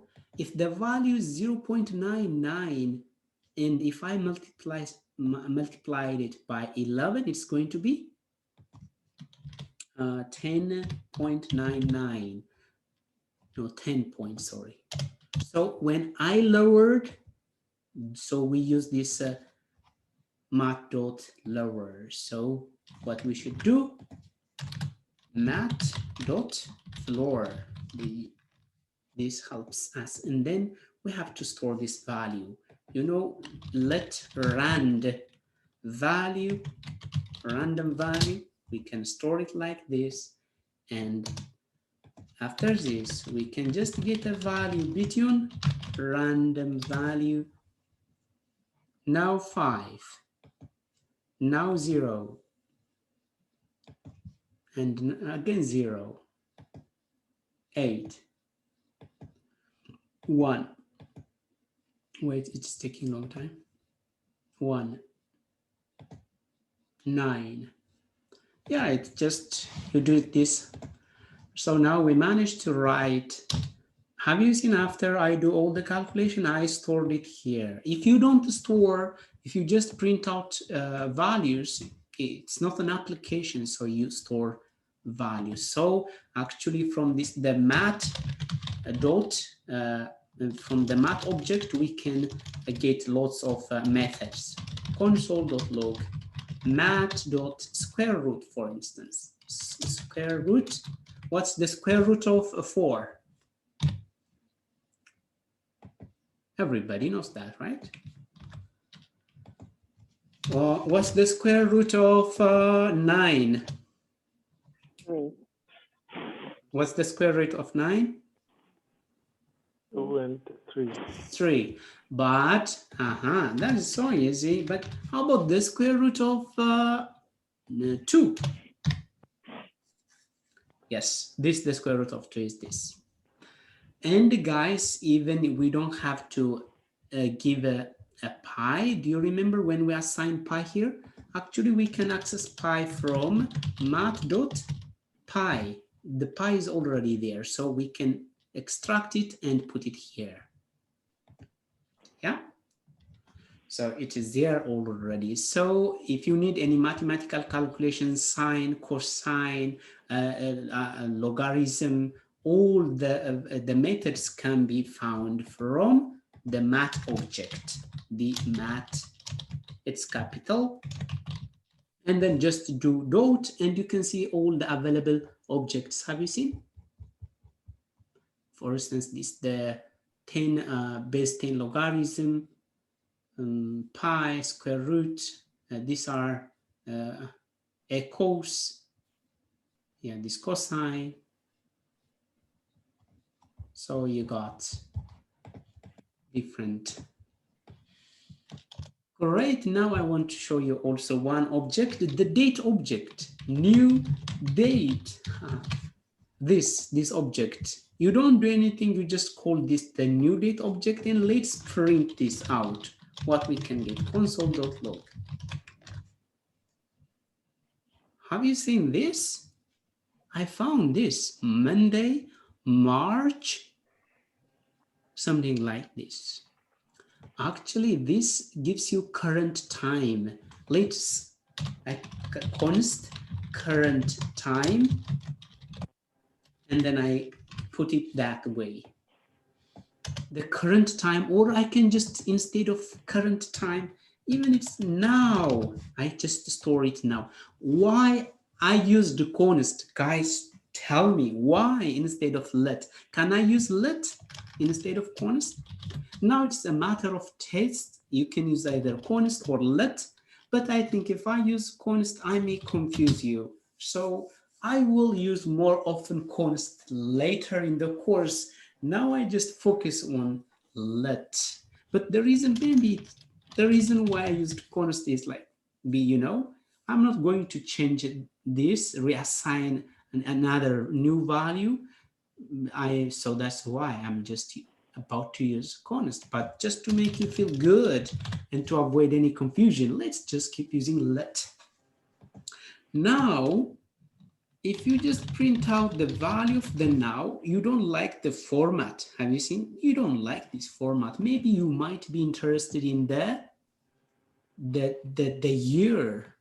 So to get, it has different methods. So you can just write get full year, and then you have to close this, and then it gives you the year. Maybe you might be interested console.log now dot get month. So the month now is actually 2. That means it starts from January, February, March, and it starts from 0. January is 0, February is 1, and now March is 2. Yeah. Okay, const.log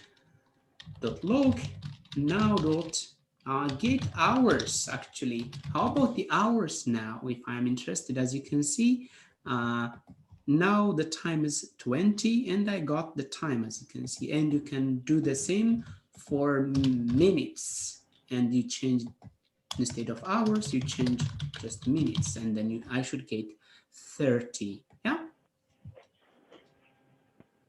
So there are some objects we can access them just by default. They are available globally. You don't have to worry about. So this is also their object, but nothing to do much with the number.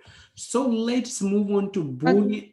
Yeah. Excuse me, shouldn't the month be 3, not 2? Yes, as I told you, this is the structure. Let's say month. You don't have to know about this, but let me just create some list of months. Okay, what is January, and then February, and it goes something like January, February, March, and then April, May, June, July, August, September, October, well, almost there, October, November,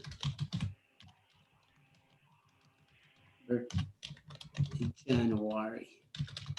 Yes, the reason is actually like sometimes in programming we count from 0. So the reason why it is stored in a form something like this in a list. So this is the first one is 0, 1, 2. Yes, you are. We're in the third month, but According to programmatic way of counting, it's 2. Yeah, is it clear? Yes. 0, Okay.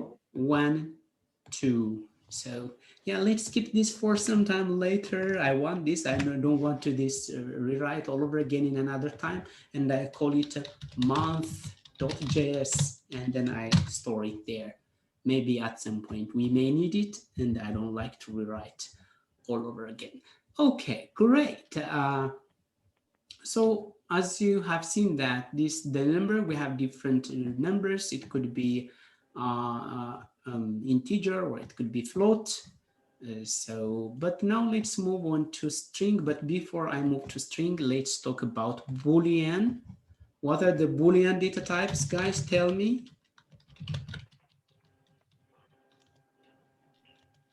True and false. True or false, yeah. Yes, just true or false. Python guys, here it's lowercase, okay? People from Python, this is lowercase. In Python, it's uppercase. That's the only difference. When do we get these values? When? When we use comparator? Yes, whenever we whenever we do any kind of comparison, we end up with a true or a false value, right? And for what purpose do we use Booleans?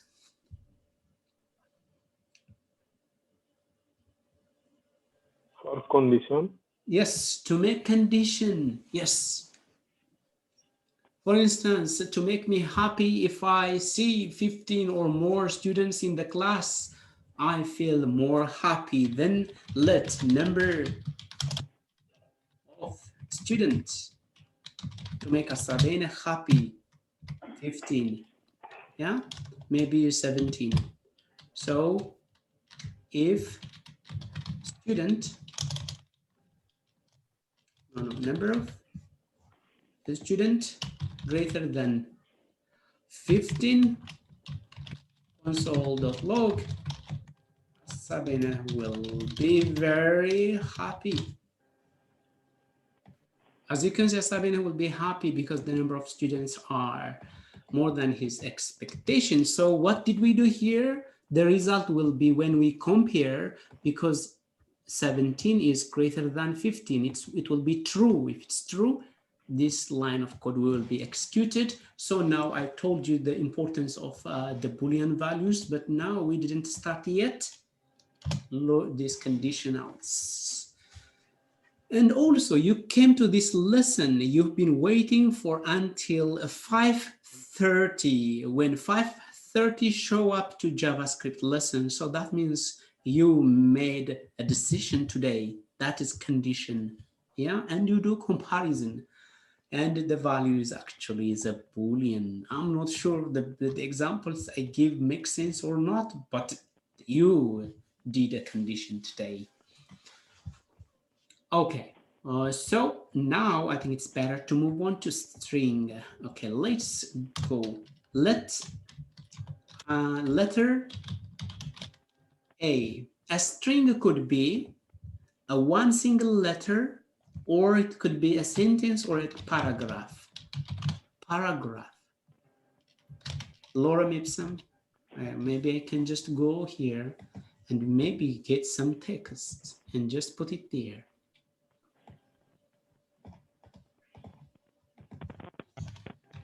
Yes. As you can see now, I was trying to use a single line, a single quote, but it was messy, right? Yeah, this quote just gave me some warning to fix. Okay, what do we use to make a string? Tell me, what punctuation marks do we use to make a string? You should notice here. Tell me. Single quote? Single quote, double quote. Mm-hmm. And there's the other, like, I don't remember the name. Yes, backtick. Someone read 30 days of JavaScript. Someone read 30 days of JavaScript. Yes, I can see that. So you should change this to a backtick to remove those. Have you seen now? Actually, this backtick is solving lots of problem. Yeah. Now this is, so what's the point of writing this chunk of information? A string could be just one character, or it could be a page full of text. Yeah, it could be small or big, but this is really too big, so I don't need it. I love JavaScript is enough. Sorry, is there any difference if you use single quote, double quote, backtick, or is it all the same? All the same, no difference. You can use whatever you prefer to use. Okay. Yes, but I think the backtick has lots of better value. I mean, uses. So I will show you. Okay, now you know how to. So now let's check. There are these methods. Method like console.log. How many letters do you see in this string? How many characters do you see in the letter string? One. One, but how do we know that? You counted it manually. So letter? Yeah. Letter length, dot length. Dot length. So this gives us the length actually.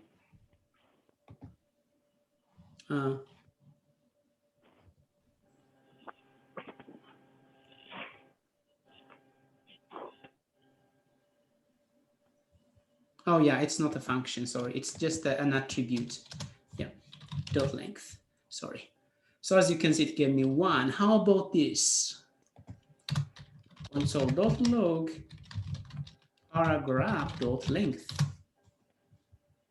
As you can see, it gave me 17. Even it's also, by the way, it also counts the empty spaces, so we can count like this.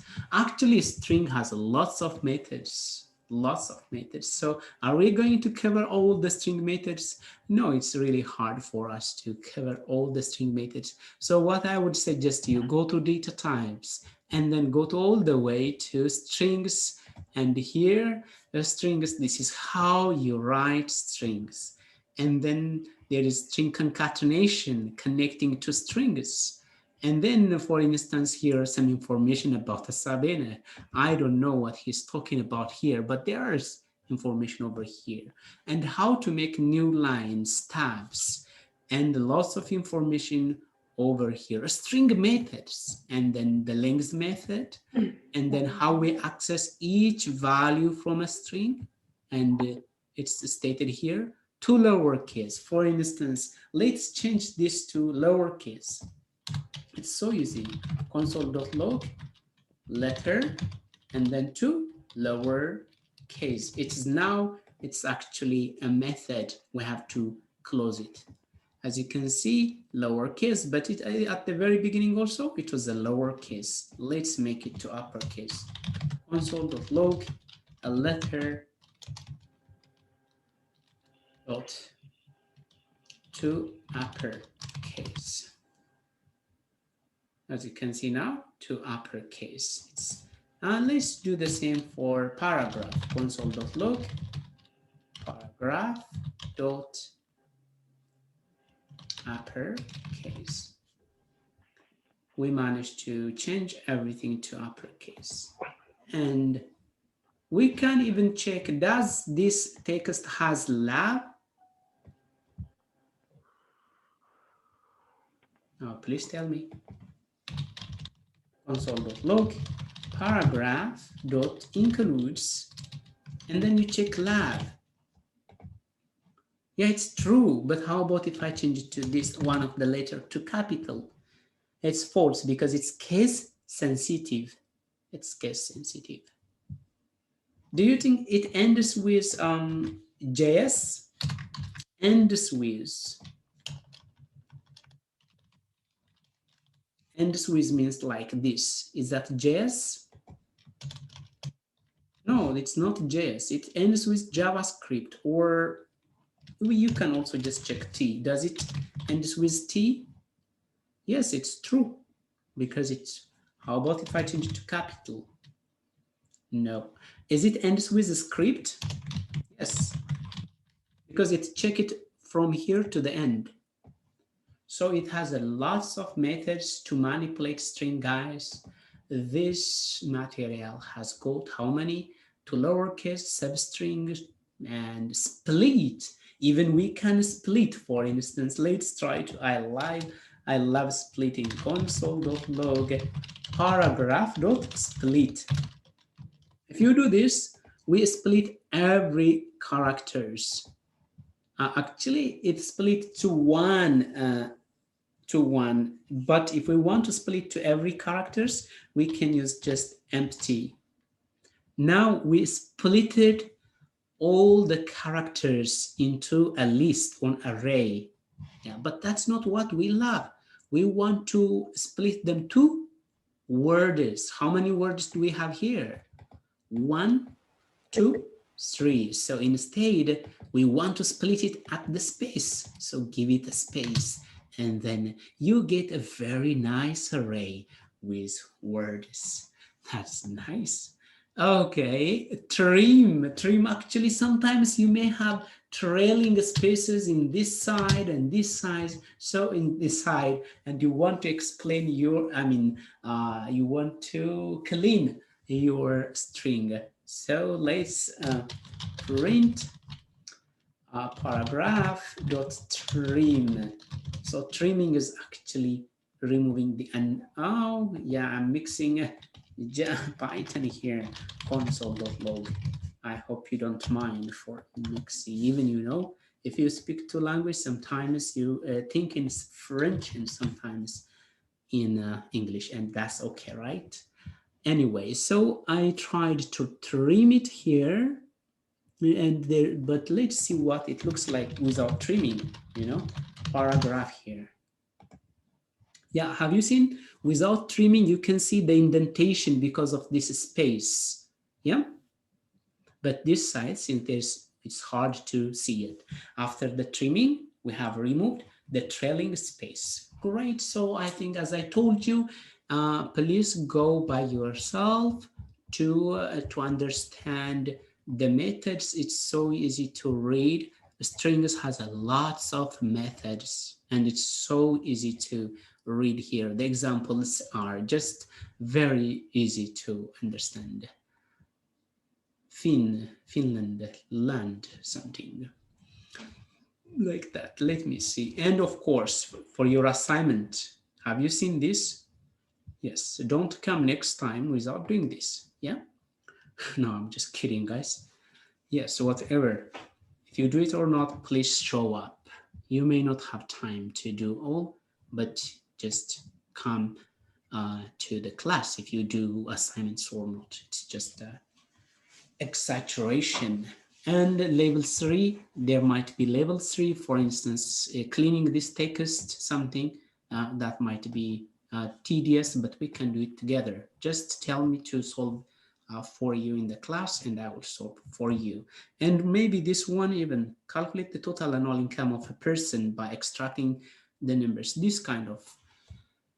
But before we finish the lesson, I want to move on to the other data type. It takes just short time. Null. Okay. What's the null value? A value is equal to null. Null is actually a value without, a variable without any value. It's like an empty value. Yeah. So it doesn't have any value.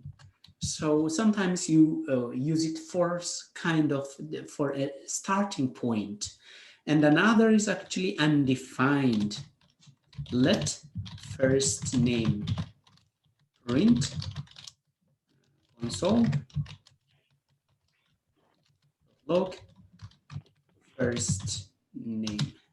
This is the first name. Whenever we declare a value, actually the value is undefined. Let's see, because it has been used already. Let me just change it to a country, country, and I change this to country.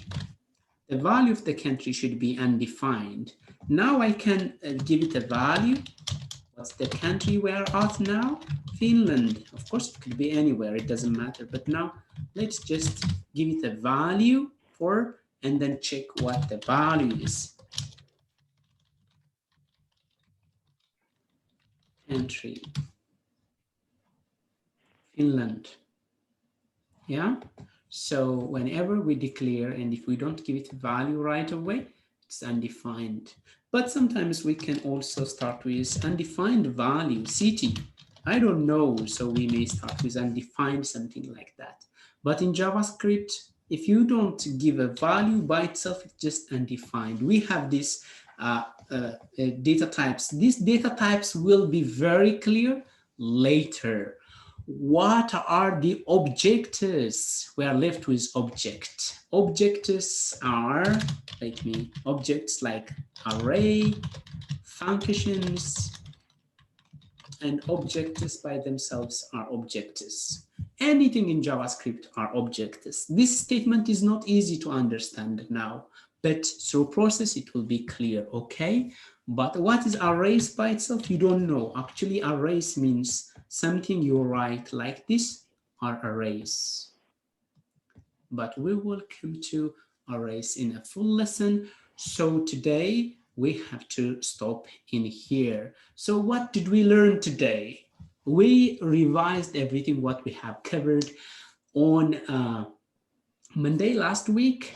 We configure or we set up our development environment, and then we learned about variables, and we learned how to write comments to make our code more readable. We learned about comparison operators, and we learned about arithmetic operators, and we learned about data types. What are we going to learn next week? Yes, next week it will be a bit faster because now you know almost how to do JavaScript. So please read and prepare yourself for next week. It will be a bit faster. If we go with this rate, with this speed, it might be hard for us to cover lots of things. But today's assignment should be this. You don't have to do, but I think if you do just from 1 to 25, it will be awesome. It really helps you to understand. And if you have been in the Python, that's also good. It's the same example, but you will finish it in short time. So what to learn next week? Definitely next week, we will learn logical operators. We didn't learn logical operators today. Maybe I think note, I have to take notes here. Notes.md. Logical operators and conditionals. Arrays, loops, and even if we have time functions, this is enough. Yep, you may take notes, guys, but I will push this to also to the GitHub. If you are accessing, you will get it. If you have any question before we close, so as you can see, you read up to this. I have a question. Yeah. Well, I can see the different colors, but no, you just talked about length is just an attribute, and for example, to lowercase is the string. How do you know what is the difference between if you put the bracket at the end of the inside of the bracket or not? Okay, you mean this one, right? Yeah. Yeah, I see only the different colors, but yes, yeah. Guys, she asked a very good question, and the way I answer might not satisfy anyone now, because it needs additional knowledge, but we call these properties or attributes now. So it's not a function or a method, it's an attribute, and it helps to get data, but this is a method. If we are calling it with a parenthesis, it's a function inside an object, and we call it a method. So if they are a method, this just you remember them. You just remember them. And the only thing we have actually, it's just length. We don't have other many attributes, just this one. The rest are with this, we close them, okay? We close them. And we have used also the type of, if you remember here, the type of operator. Now, where is it? We've been checking data types, if you remember somewhere. I thought, okay, it doesn't matter. I can just show you here by writing type of what? Something, for instance. Now I'm checking what type 10 is, the value. Yeah. So this is also actually a global function which allow us to check the data type.